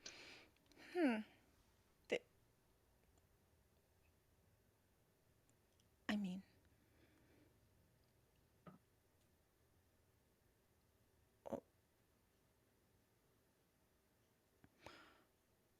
Mysel, can you see that? See what? Says the blind boy. Oh, sorry. He just grins. It's like I don't know what you're referring to. The sign there says no progress with the Confederacy. Or graffiti, it's not a sign. Huh. They're trying to get rid of it, but I can see it just fine.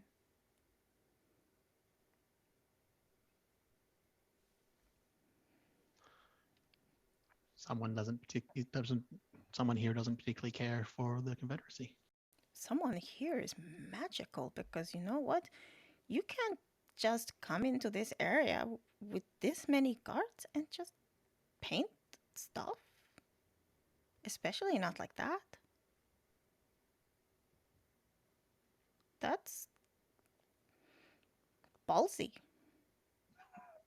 Like that's, you know, So quite frankly, their balls should give them away. That's how ballsy it is. Like, it's huge. it's just there's clang too much. It's just They just bounce in graffiti and then bounce out. People will see that. so strong opinion and with abilities to back it up. Mm-hmm. Hey, think it's the cat people? They seem to have a very specific goal. And I don't think this helps that from what we've seen. But we also saw that there were people gearing up for a fight. Mm-hmm. This might be part of that. But the fight was against me. Which side of the fight would they think I'm on? Well, we were assuming the fight was against you. It could just be that the claws in the dark thought the fight would impede you. Oh, that is so many. You like to add layers to things that just make them confusing. Let's go inside. Well, your grandma made the point that her impression of them, because she never interacted with them, was that they were clearing a path for her. Mm-hmm. So it might not be that this group was a direct threat to you so much as they were an obstacle.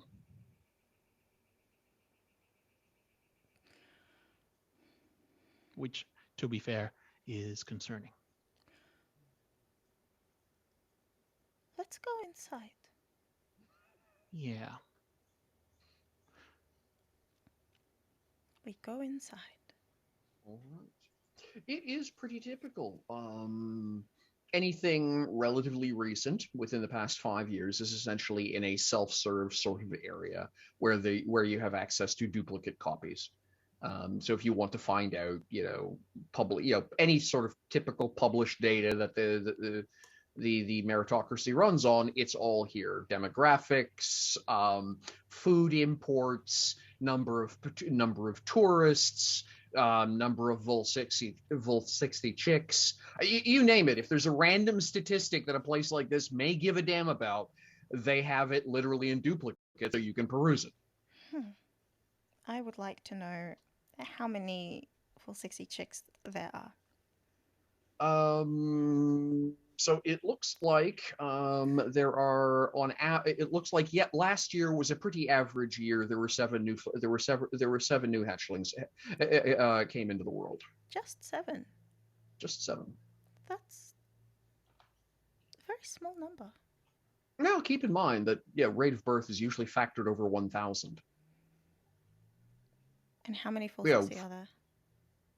Well, for a human population, just real world, a birth rate of 3 to 4 per 1,000 is the 3.2 kids in a picket fence number in that window, right? That's your holding number. So you would be, per 1,000 population. So implicitly by the idea that there are, the only thing you know about the Vol 60 is it means there's either 1,000 relatively busy birds around here, or there's many more birds than you think, or many fewer busier birds. Or they turn out to be birds and actually don't operate the way humans do when it comes to reproductive numbers. Lay several eggs. And see what hatches. ask Kazra later. Mhm.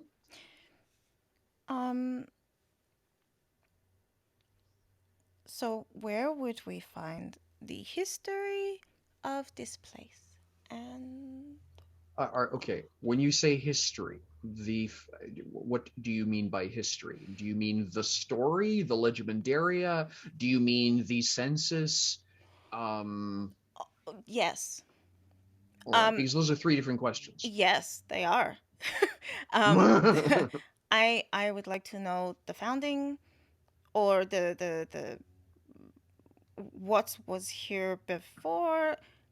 So I went to Iceland, and it was fun because they had like this little thing you could walk through that just told you everything about the location Mhm. and Reykjavik, and it was really cool and pretty. And then you could dress up at the end, and I liked that. So, Very good. This unfortunately is not Iceland, nor its terribly touristy sensibilities. oh, You will get so right. So you will wind up getting the annotated and abridged history of Cliff Spider, dating to the founding, and all of the basically a summary of major political and social things that have gone on, conflict with the locals, blah blah blah. And based on this book, the Confederacy arrived. It was empty space. They built a city. They wandered forth and have been systematic and have been I don't care about that. uplifting and assisting all of the locals ever since. I don't care about Progress, that. you know. I Okay. want the not that part, the before that part. Oh, then you want the Legimendaria, which is the part where they talk about all the stuff that isn't official. Okay. Yeah. So at that point, you will need to make me a learning roll, because at that point, you're literally trying to read between the lines of official documentation. Oh, good. I would like before You you do would. that, before you roll. Uh-huh. I guess my soul says, you asked if I could help with the hangover. Would you like that before, so it's a little easier to concentrate? Yeah. To try and bolster you. Okay. I do like. Good, because she's currently going to be. So you are, just because I think it's funny to do this to players who insist on drinking themselves into a stupor. You are suffering a disad 1 on everything you roll. That's kind of what I thought. That's what happened the yeah. last time. That's okay, because I'm giving you an advantage too. Very Oh, good. sweet. All right. So that's an advantage 1. You feel clarity, I guess. Yes. You are now only reading 1 copy of the book at a time. I like that. They stop darting around on the table again.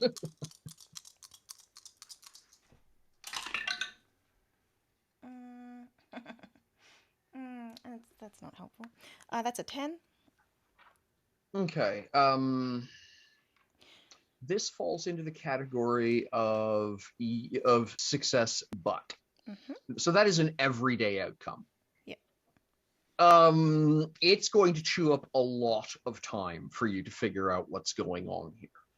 So I will ask you now to make a logic roll to figure out just how much of the story you can piece together. Does the bolster maintain, or does it? It does, but bolster only affects 1 attribute, so we could redo it. I see. No, that's fine. Disad 1. Is that what you said? Yes. Now, my soul, if you want to quote assist, that's cool. You can essentially, by doing things like running errands, grabbing this book, finding that article, blah blah, essentially give her an advantage 1. Yeah, let's do that. So. All right. So you'll tag team, and he'll cancel at your disadvantage. Okay. 17. All right. A 17 is a challenging outcome, bordering on heroic. So a little bit more of the success, but what you conclude is that Cliff Spider is sitting on top of an orc village. On top of? On top of, as in they bulldozed it and built the city. I see. Which explains to you why it is there are so many. It hasn't really really crossed your mind, but why is, for example, several of the older streets, some of the street signs along the primary road are actually written in an Orcish script.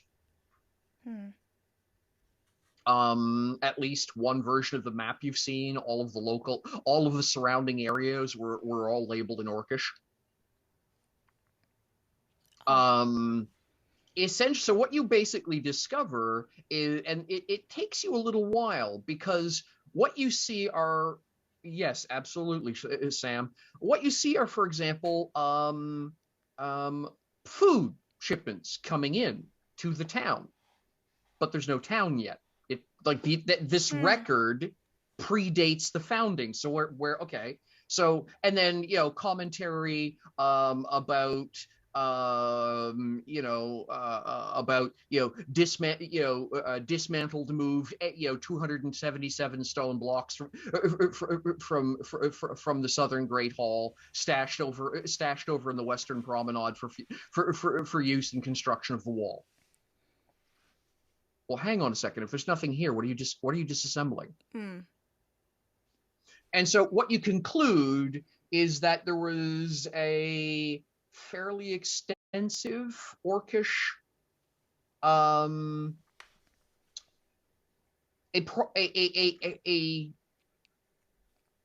very large village to small town that they dismantled and built Cliff Spider on top of. Did they just go around doing this everywhere? It looks, from what you can tell, that they did the silver steel deal, and the orcs basically were more than happy to, take this pile of wealth, better weapons and armor, and wander off and beat the stuffing out of a neighboring goblinkin tribe that they'd always had a beef with, and move into their territory. Is essentially what happened.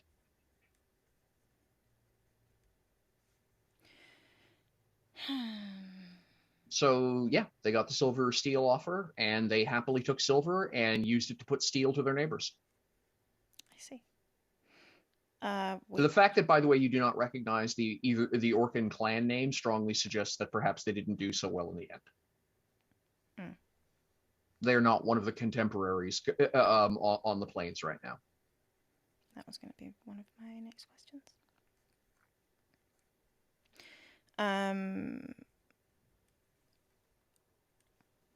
Next question is, what stories are there about the Anvil Heart Company? Well, see, that's part of the story, you see. There are no actual records dating to the Anvil Heart Company going through here because, of course, Cliff Spider proper predates. You are able, however, to find a reference that a group again, in this very obscure, sort of in the same inferential, well, what are you taking apart kind of conversation, that part of the reason, there is a remark made by an Orcan diplomat that, the emissary and the emissary and its a capitalization and their caravan treated everyone much better than the followers on.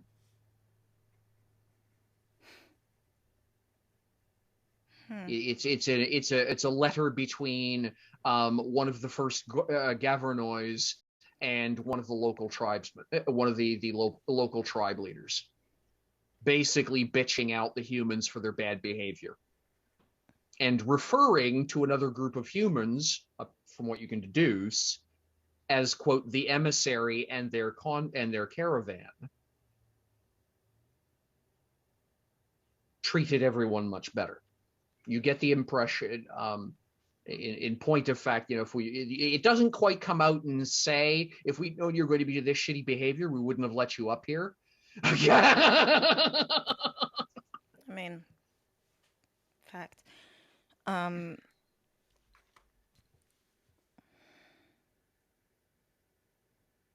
So you do not have concrete evidence, but you have a lot of circumstantial evidence about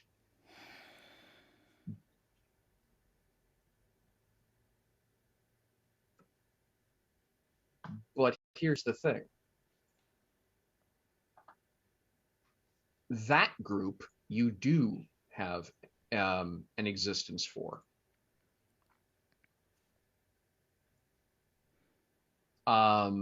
Just one sec. It is a current modern tribe. And my soul knows that they're all incredibly good at keeping an oral record. Nothing slips by these people. It is the Highhammer tribe.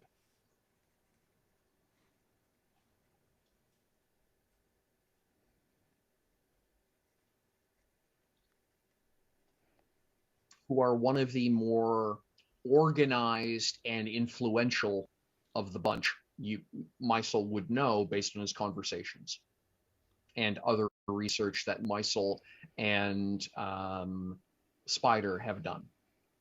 The Highhammer are one of those incredibly well organized. The only reason they don't have stone walls is because they don't care. It's not that they do not have masonry technology, it's just that it's irrelevant.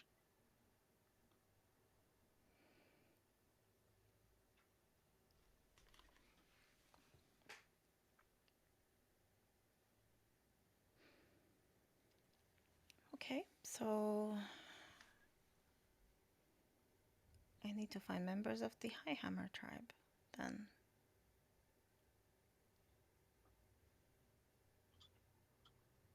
We can certainly ask around. They might have someone in the city, but They might. they're also not that far away. And at some point, we're probably going to go in that direction. Why is everything I read about the Progress Confederacy just sad?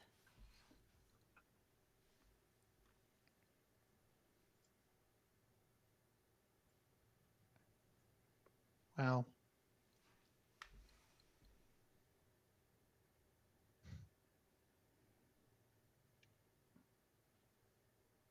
they've been very successful at doing what they believe is the right thing. But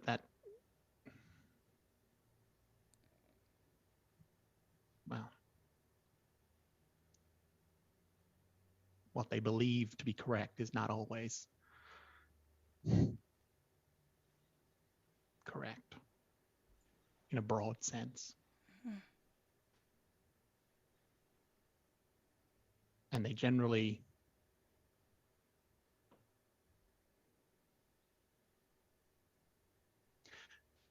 the Confederacy seems to focus very much on the big picture, the broad scope. And when you do that, you lose track of the effect you have on individuals.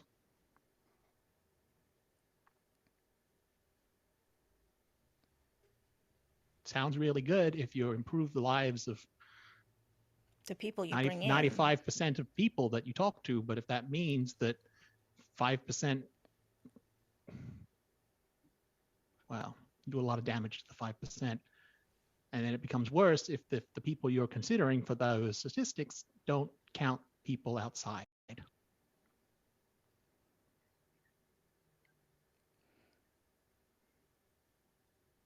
Progress at the expense of people. I wonder if the others think that way too. Which others? Deliverance and the Empire.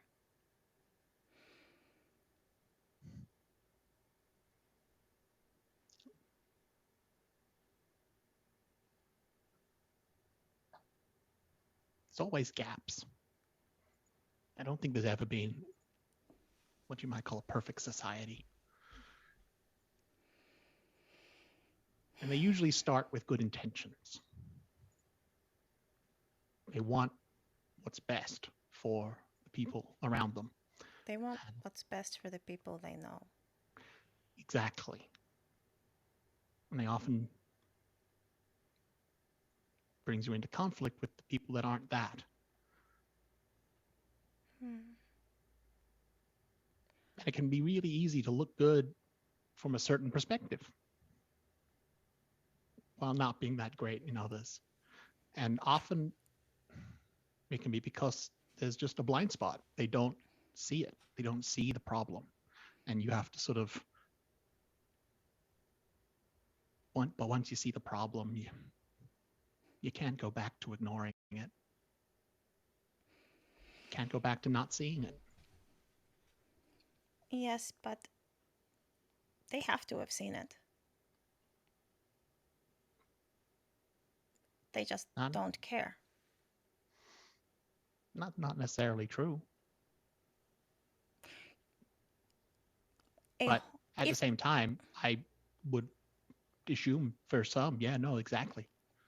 I mean, I left home maybe 3 months ago at most. And Yeah. I've seen it.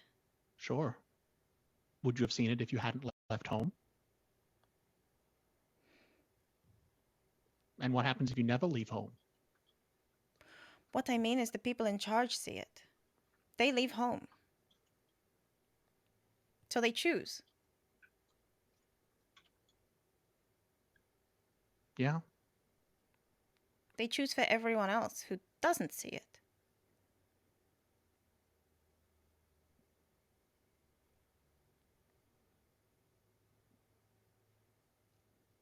And I mean, it's not necessarily better because the orcs that were here said, hey, we'll just go beat up some goblins now. It didn't work, but like if it had worked, then it's the same thing. I very much agree. My point was more that it is very easy for people to have that blind spot and to maintain that ignorance without realizing. And yeah, I'm sure there's not an insignificant number of people. It might even be the majority of people who, upon realizing what was happening, thought about it and decided they were okay with it. I'm just saying, don't automatically assume that's the case, because for some, it can take you can put it right in front of them and they won't see it. I don't know if they just don't get it. Well, I'm not suggesting it is, but it is dangerous to assume ill intent at times, because if you assume that that person is being actively, I'm not assuming that. I'm warning against it, not suggesting you're doing it.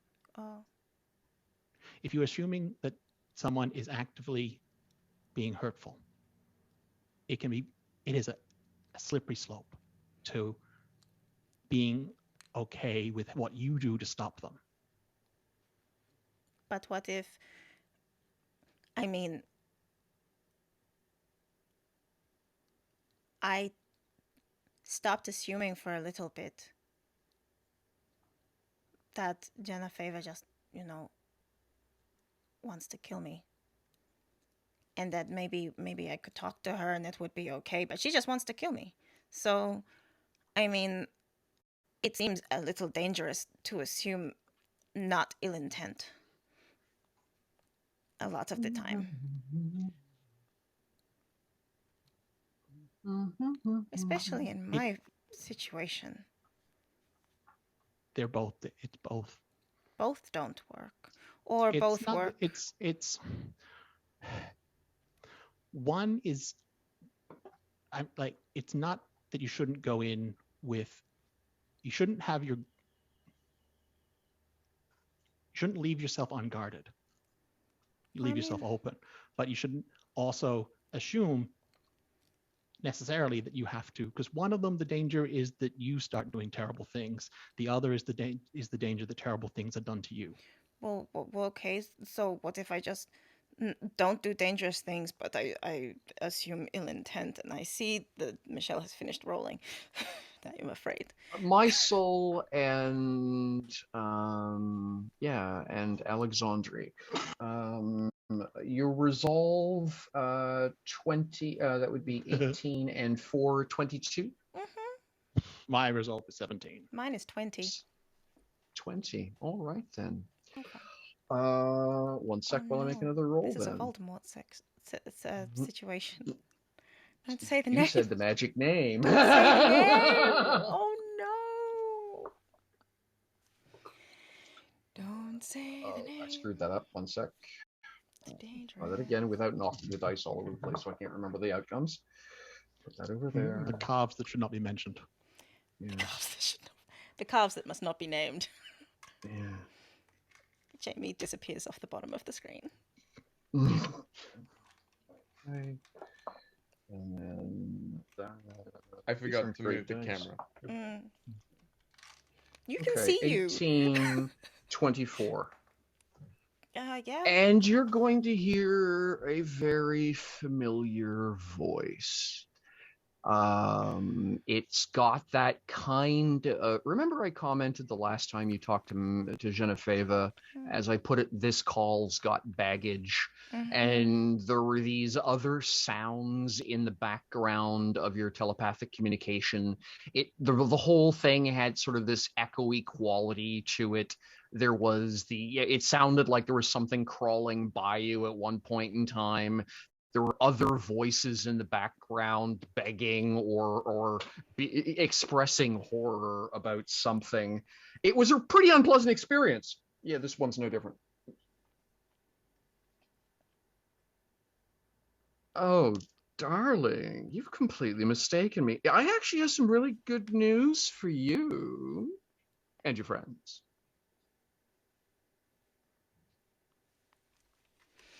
You don't mind me dropping in, do you? Are we both hearing this? Oh, yeah. I do actually mind you dropping in. It's very uncomfortable. Oh, that's really too bad. So, it turns out I don't have to kill you. Oh, good. Yeah. Oh, what are you going to do instead? Well, oh, no. It's what you're going to do, see. This is the best part about it. See, I always love to tell people something that makes no sense, because then they usually have that moment where they're panicking and not paying attention.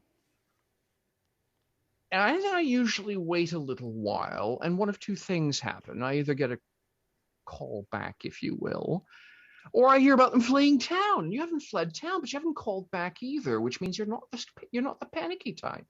That's really valuable to me.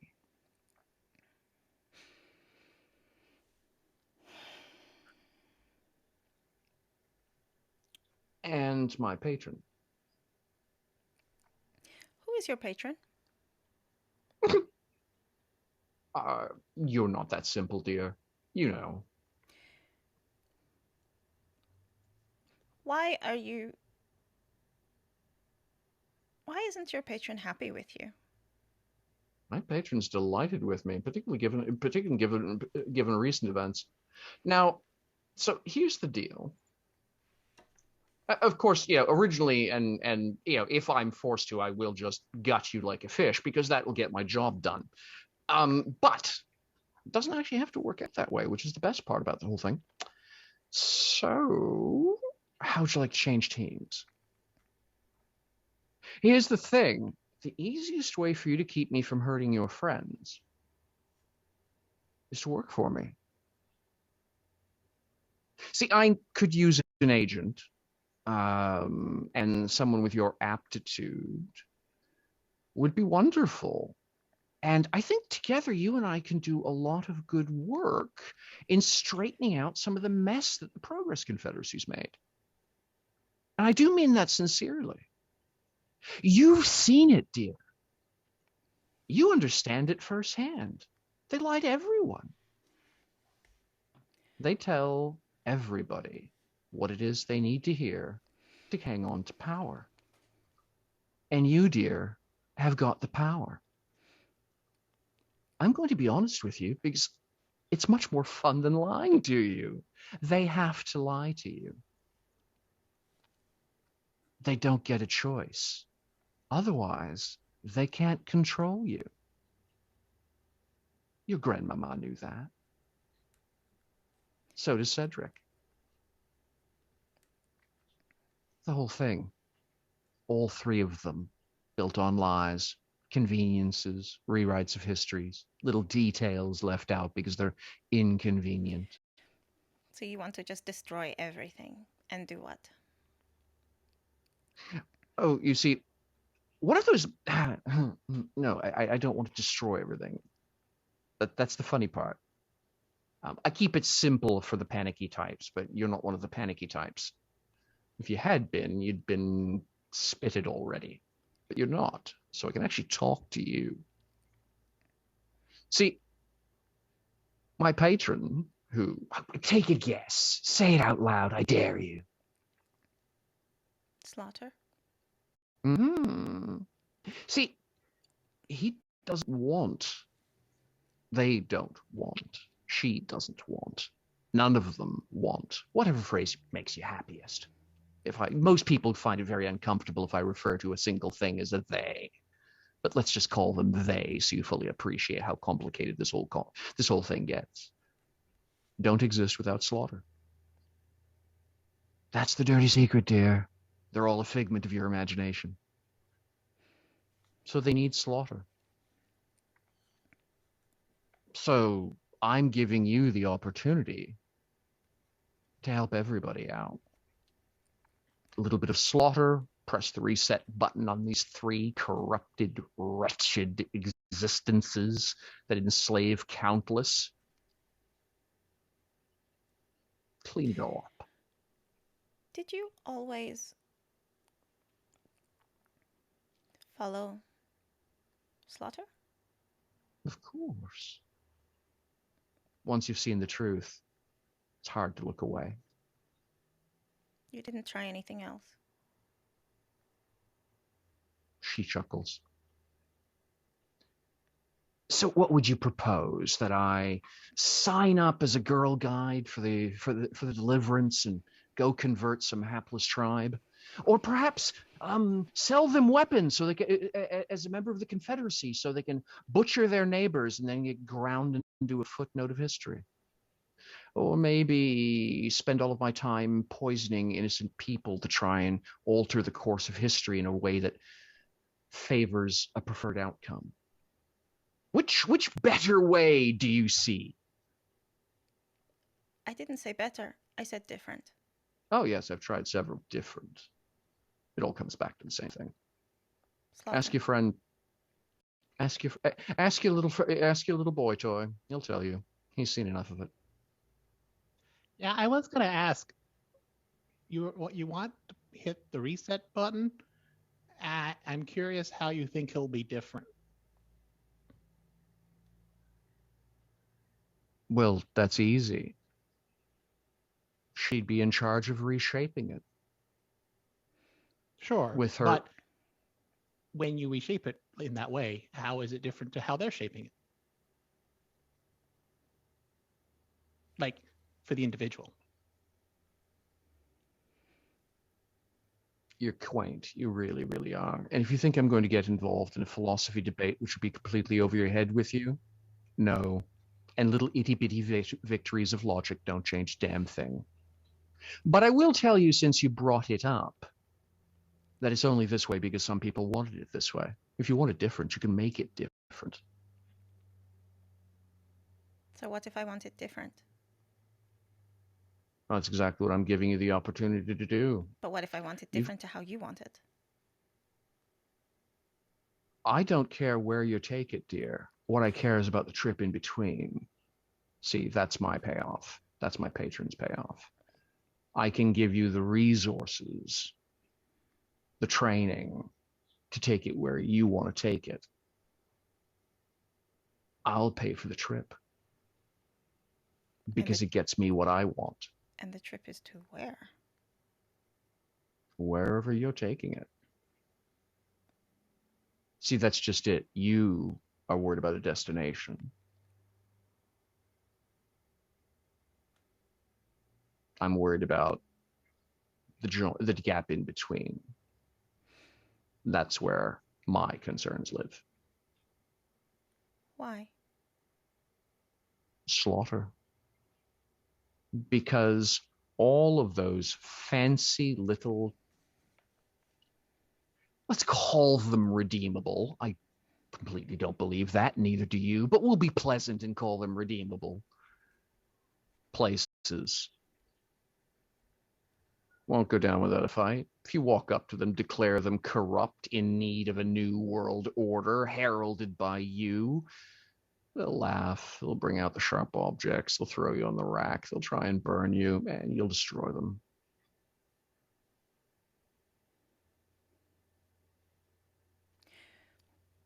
So how is this different from what La Chanson wants? Oh, Chanson doesn't want slaughter, dear. Well, I mean, that's fairly obvious to me. Then why did you ask? Well, I wanted to know what the difference is. I think at this point in time, you're either so hungover, and that's a spectacular headache you have, that you're not making sense to me, or you're not making sense to you, or most likely both. So I'm going to give you a few minutes to take a deep breath, think about my offer. You know how to get a hold of me. Ta-ta, dear. Bye-bye. Click.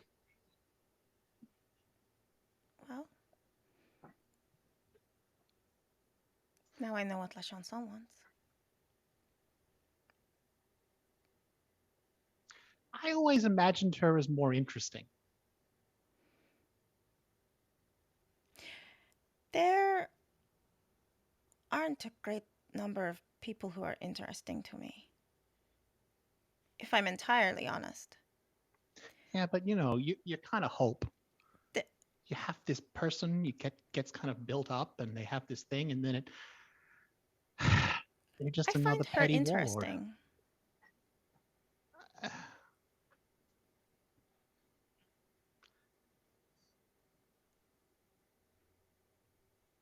As she says, I've been doing this for a while. And the big problem in the end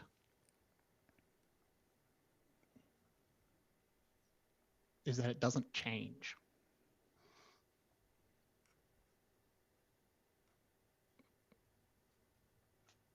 The people doing harm, different people, but the reasons are the same. The results are the same. I'm sure the result is the same, but I think the reason is different.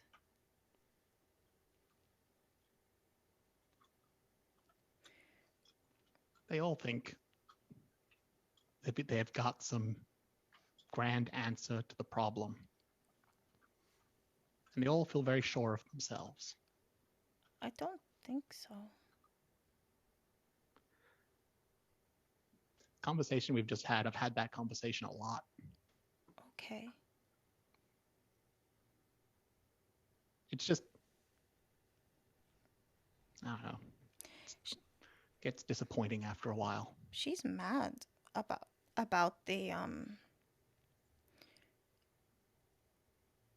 about all of the different places. Yeah. But I mean, she didn't think it through. She just wants to kill people on the way because that's what Slaughter wants, and if we don't kill anyone, then Slaughter is unhappy. But what happens if Slaughter is in charge? Then Slaughter has to keep killing people, but people aren't going to want to keep breeding if they know there's just going to be Slaughter. So once Slaughter wins, what's the point? There isn't anything left and everything stays the same, so then you're just killing for no reason. It just doesn't make sense. So you know how you worry about the responsibility that's seemingly been put on your shoulders? I don't do that anymore. I gave it up. I'm glad. I would Relent. Just for a bit, I thought I'd put it down over here and I would walk over there. Why am I carrying this? It's so heavy, and I am so drunk. My point being, what you just said just now, that's why you and not someone else. I say a lot of things.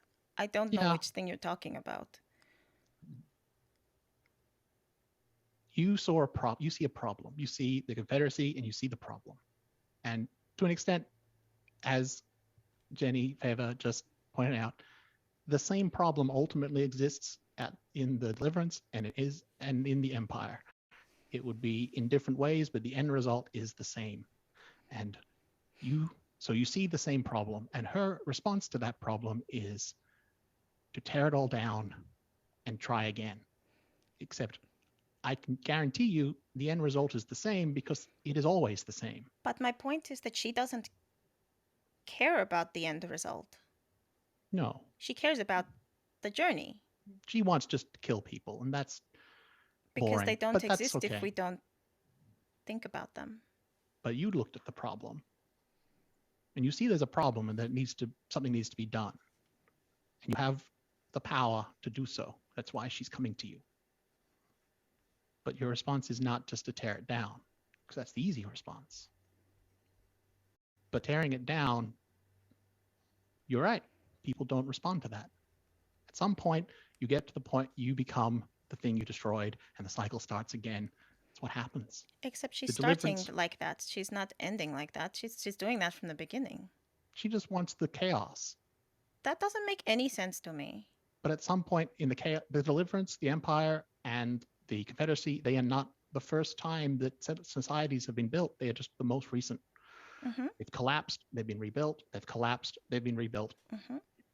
She wants to kick off that cycle again because those in-between parts are rough, But chaotic, and maybe it should be not chaotic, and that's not what I mean. I mean maybe it should be recycled. Maybe it's time to cycle it again because it's not working.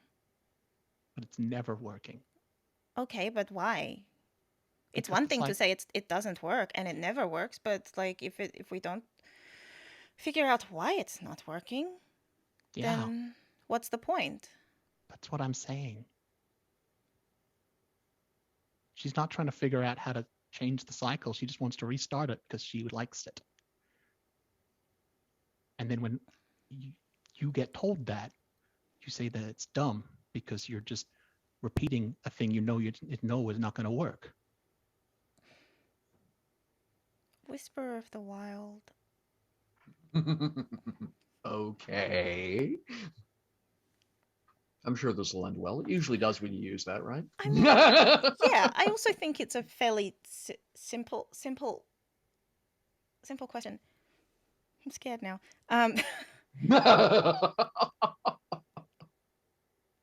If everyone forgot about you, would you cease to exist? No. Okay.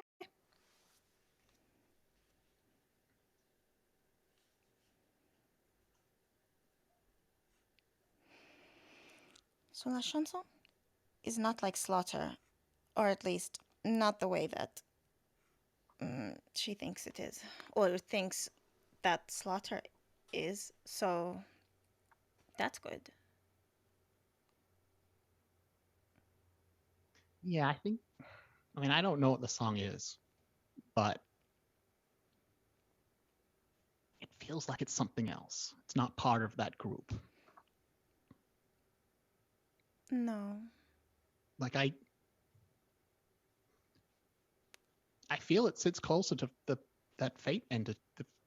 It's a thing. It's an aspect But of the world, not a divine, not a fiend, not ascended, just an actual part of the world that Right. that exists, that is a thing. It just is. And that makes sense to me until it needs me to do something. Fate or time don't need me to do something. They just are. But they needed Lucas to do something. They needed Lucas to pay a debt. Am I That's paying a still debt? wanting it to do a thing. That's Well, I still, mean, that's only because Lucas asked it to do something for it. sure, but it means that the entity is incapable of making that deal. The song is equally capable of making that deal. I'm here because of that deal. So what am I here for? I don't know. What deal am I doing? I mean, that's the whole point of a contract, I suppose. Just doesn't. I am, to be fair, if a servant of the Fiend of Slaughter is very keen to A, have you on side, and B, not do the thing the song wants you to do, I mean, that's a point in the song's side, from far as I'm concerned. Well, I mean, arguably what she said was, I don't care about the location. I care about the journey. So, I mean, if I slaughtered everyone on the way, she might get me there faster. So then I would still do what La Chanson said, and then everyone is happy. Slaughter is happy, La Chanson is happy. She did refer to that as changing teams, though. I mean, I feel as though there must be a point where if I am obviously not doing what La Chanson wants, it would just take magic away from me. Yeah, maybe. Assuming it can. That's kind of the most concerning part. Because it should be able to. You're assuming a lot about an entity we know very little about. Yes. Next question.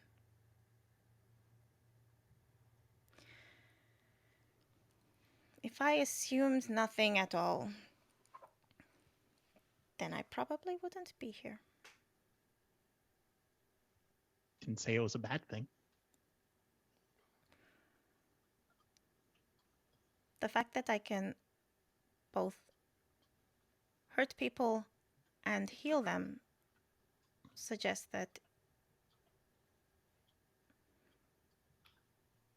it is neutral, in the middle, but the fact that I try to spend more of my time helping people than hurting them suggests that it doesn't mind if I am not that.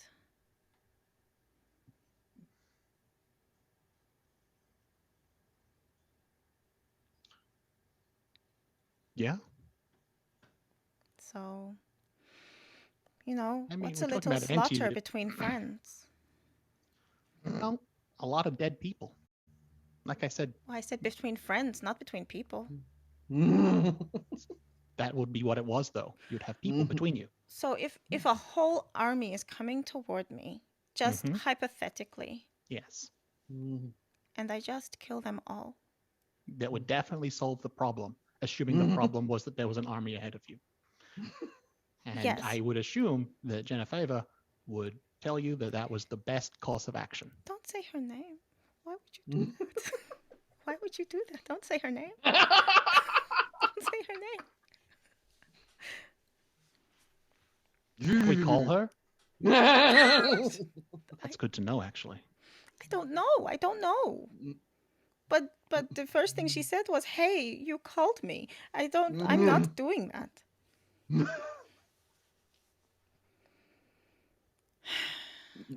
Cobbs McGee. Just that. Just Cobbs McGee from now on. Oh. It is often the quickest and easiest solution to destroy in any situation. It is rarely the best.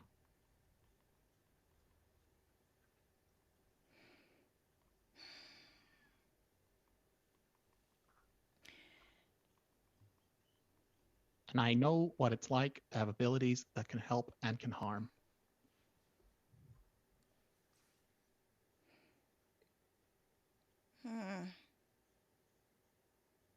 long ago realized that I'd have to be very careful because I can do a lot of harm. Hmm. And sometimes you can feel like that's your only option. But you have to be so careful because Oh it's no, also I very don't want easy to to hurt think that. anyone. It's never about wanting to. I know. Like you said, if you're faced with an army and you decide and you think the only option, the only way out, the only thing you could possibly do is to destroy the army. No, I wouldn't. And you might hate it. I'd hate that. No. Yes, I would hate that. I have no intention of doing that. It was a hypothetical. I have killed 2 people and a rabbit. When you killed those people, did you feel like you had to do it? No, I feel like I used too much power. I'm not talking about afterwards. I'm talking about the actual moment. No. Well, I mean, I had Afterwards, to when you've use done it, magic. I didn't yeah. have to kill them. And I didn't try to. It was an accident. I wasn't trying to. What were you trying to do? Make them stop hurting my friends.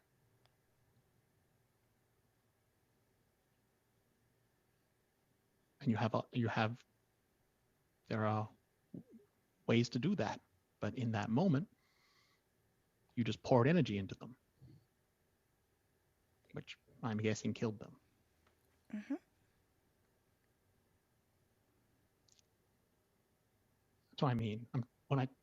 Those moments can be impossibly small, where the moment you think that is the only option, it might not be a conscious thought. It might be a fraction of a moment, and that's all it takes.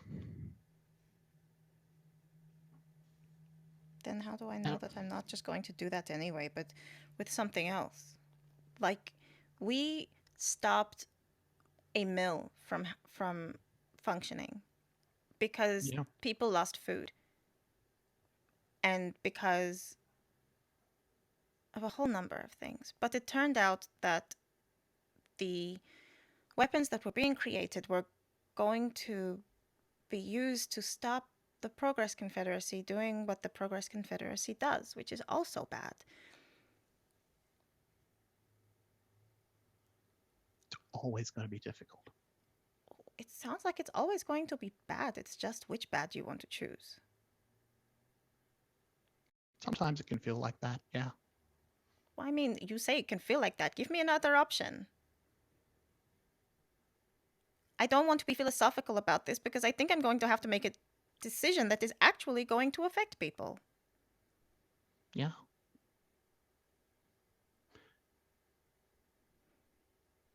The reason it keeps happening with the Confederacy, the Empire with the Deliverance,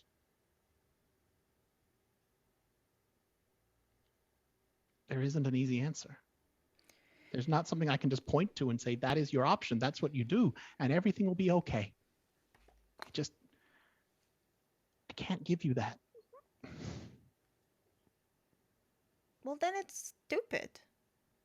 And you can't blame someone for saying, okay, well, I'll just slaughter everyone. Never said I blamed them.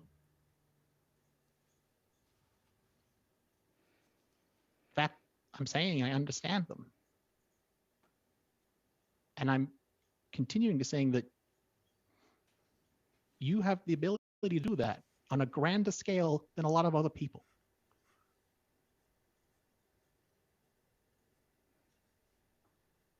And I know what it's like to have abilities like that and how easy it is to slip. And how even if afterwards you regret it or you think you were wrong, doesn't mean you can take it back. What I'm saying is it isn't going to be easy, and it's going to be difficult and hard. And I'm really sorry that you have that. Even you could choose not to make a choice, and that is fine. I mean, that's a choice. But it is a choice, yes. But the sheer fact that you have power means that you need to be conscious of what you do with it. And that, I've been doing this for close to 1,500 years. Let me know if you work it out. Because so far, the best I have is diligence on constantly checking myself that I'm not going too far. Do you ever think you were doing it wrong? Yeah. And that's why? I don't think I always knew. I don't think I've sometimes thought that I might be doing it wrong. I've sometimes known that I've done it wrong. And I don't know if I've ever thought I was doing it correctly. What I mean is, do you think that you were doing something that was actually going to hurt people, and that's why the person or whoever tried to do whatever they did? You were Hale. Like, what if what you were doing was actually going to be really, really bad, and so they had to stop you? It'll cross my mind, yeah. I've done things I regret. But what if it wasn't something that you would regret? It's just not helpful. That's why it's so difficult. Because there isn't a solution that everyone will go, oh yeah, that's correct. Someone's going to disagree with you. But what if it was Does that mean they're wrong, or does that mean you're wrong? What if it was categorically wrong? Like, what if you could see fate and time because it was fate and time that tried to unmake one of you? I'd like to think it'd be very difficult to do something, well, for me to do something that was categorically wrong. But at the same time, maybe I did. Maybe that's what I was doing.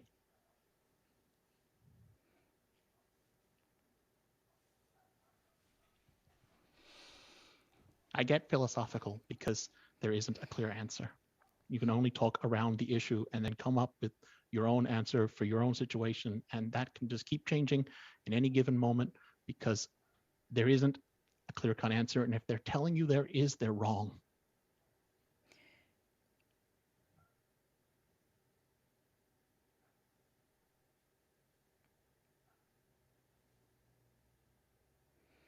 All I can do, all I think we can do is our best. For me, that was helping out where I could. Helping out when I believed what I was doing was right. But really all I wanted to do was travel with my friend. That was what I was doing. Just wanted to see the world, experience new people, new places. But the same hardships are everywhere. People suffer. People are taken advantage of. Unfairness exists. And it doesn't matter where you go. Is it worth it then? I've done a lot of things. And there's more than a few things that I regret to this day. I've never regretted helping people.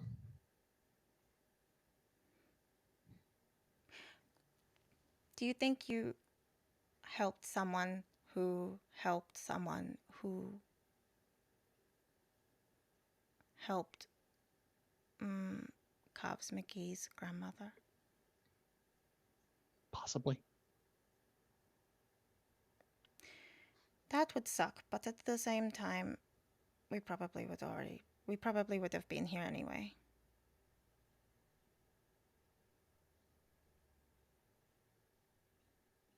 It's hard not to just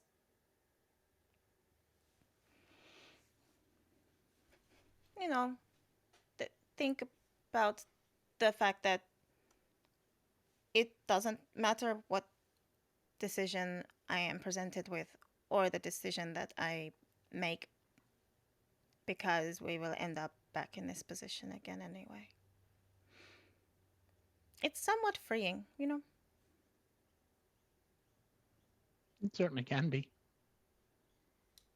It could be that in the end there isn't an answer, that it will never, the cycle of, you'll never reach a place where you break free and you find a situation that works for everyone and it's great all the time. It might be that will never, ever happen. I will stop looking. I think so long as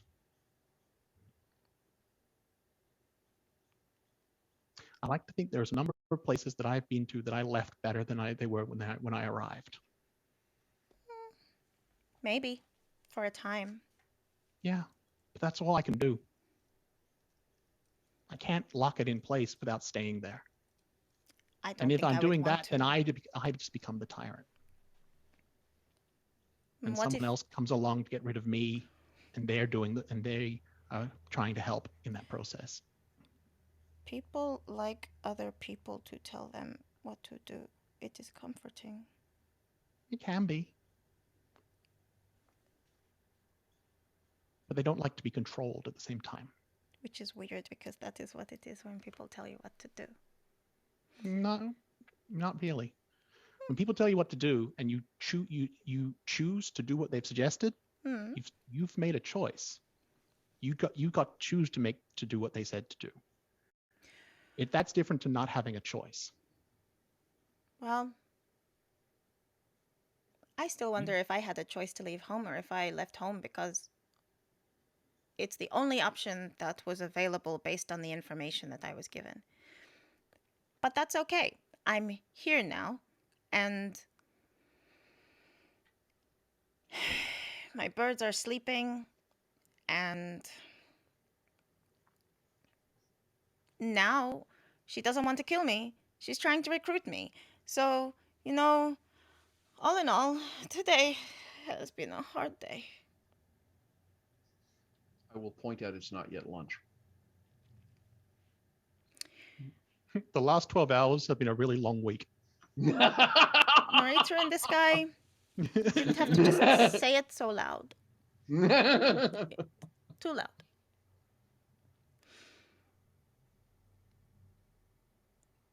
I don't think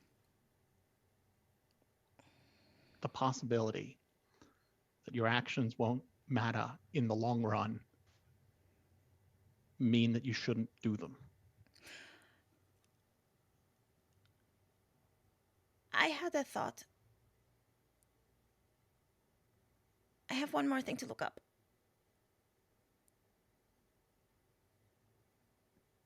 Did Lucas Edgewater Sr. fly through the town? Or settle here? Like, which group did he come with? Hang on. I'm working. Okay. So,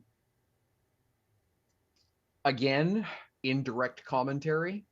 There is nothing. I mean, again, Lucas predates the city. Mm-hmm. Lucas Senior. Okay. Yeah. So again, what you wind up with is a secondary reference. Again, sort of in the same fashion, talking about the emissary and their caravan. There is at one point a mention of a document again between it's written in Orc, and you presume the source document is Orcish, and so the commentary is basically referring to some initial trade that had gone on and assurances of continued trade by the quote the Sky Captain. But they've never come back, and they're kind of like the local governor to hold up their end of the deal. Thanks. So the Sky Captain made some kind of a deal. The same Sky Captain that there's a statue of in the city. Mm-hmm. That's fun. It's just occurred to me. One, the time. But number two, in the original Alexandria that was built as a D&D character, she spoke Orc. That's fun. Fun piece of random information. Well, and like I say, my thing is, take your learning stat, divide it by 2. That is the minimum number of languages you speak. Okay, if it makes sense that you would speak, more than that based on your background, whatever. I'm not going to. It was just something that I realized while we were talking. Yeah. I was like, she originally did. That was an original. That was a thing that existed that I'd given her specifically. Orcish. Yes, because of the travel to the plane. Yeah. I believe, in point of fact, the original conceptualization was that Gromere had insisted she know how to speak it. Yeah.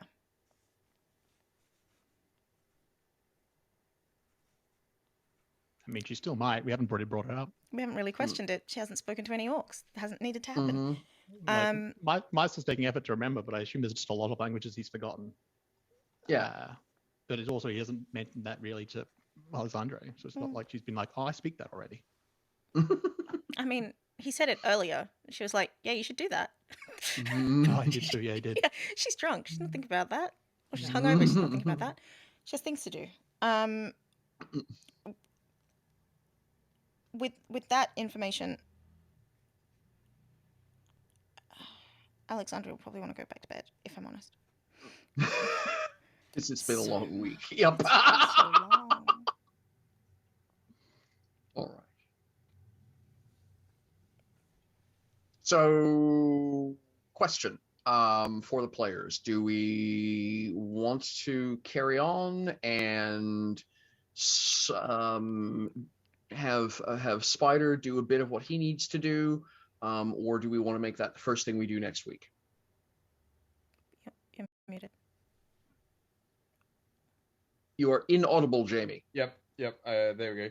I'll move the mic closer too. Yeah, I don't have any actual things. I like the work Spider's doing is all the generic work we talked about. Right. Last week. Okay. It's just getting our caravan ready and whatever. And Yeah. Doing quote, putting the hours in to narratively justify what happens. Yep. Yeah. Got it. Exactly. Okay. Very good then. Yeah. The next thing because on my things I want to see is the conversation with the claws in the dark. So I'm Yep. easy. Very good. All right. Okay. I think honestly that's a pretty hefty. Yes, did Spider just become the most optimistic party member? Yeah.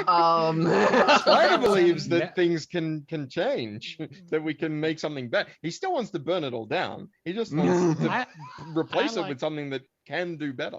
I like to think the fact that Marcel hasn't given up after 1,000 years shows that he is optimistic. Yes. Alexandra doesn't think He it's just had possible to change. an hour-long conversation about how it will always be the same. No, it always has been the same. Okay. Yes. My mistake. Yeah. But he hasn't stopped trying. Great. Yes. That's the DMX lyric. How can you say that this way as it stays it is just because for every day for the last 20 years it is?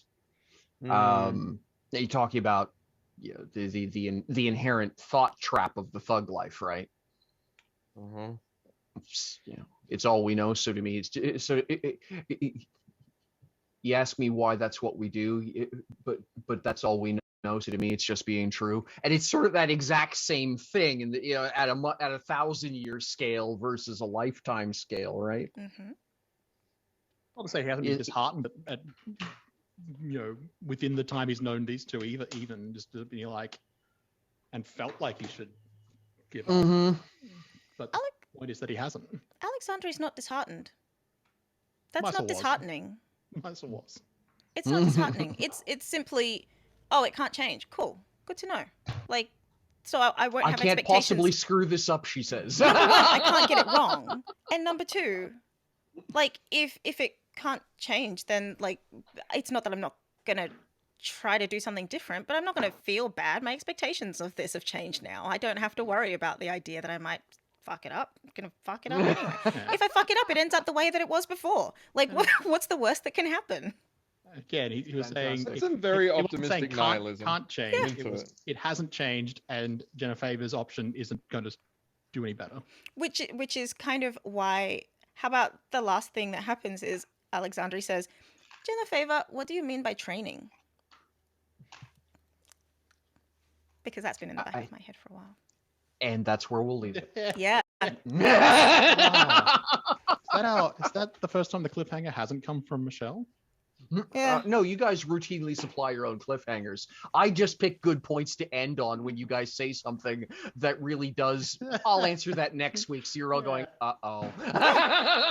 You're right. It's You're right. usually you lot, in fact. She's calm back.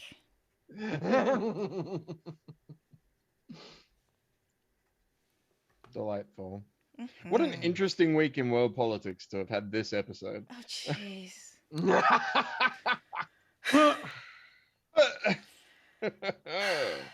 All right, and on that happy note, On that happy note, let's go be nihilistic in real life. Hey. Statement of the obvious for the viewers, anyone who's hanging out with us on the VOD later on. We're actually all really cheery people. Yeah. speak for Trust me on yourself. this. But, Alexandra spends yeah. time drunk and I'm laughing. I think that's hilarious. Yep. But yeah, every once in a while it has to get heavy for it to feel light sometimes, right? Uh-huh. So, Correct. Dramedy. Yep, exactly. I'm excellent as always, folks. Good job. Jamie, apologies that you didn't get more of a speaking part. I will fix that. no, I'm all good. All right. Okay. You're going to get a lot of speaking part real soon. I mean, He said, smiling. Yeah, I had just the reliving trauma part. That was fun. That's fun. Yeah, you're welcome. Interesting use of Wanted the word something to fun. brood over. We'll see you next week. Yeah, Bye. for sure. People. Take care, everybody. Bye-bye. Bye. But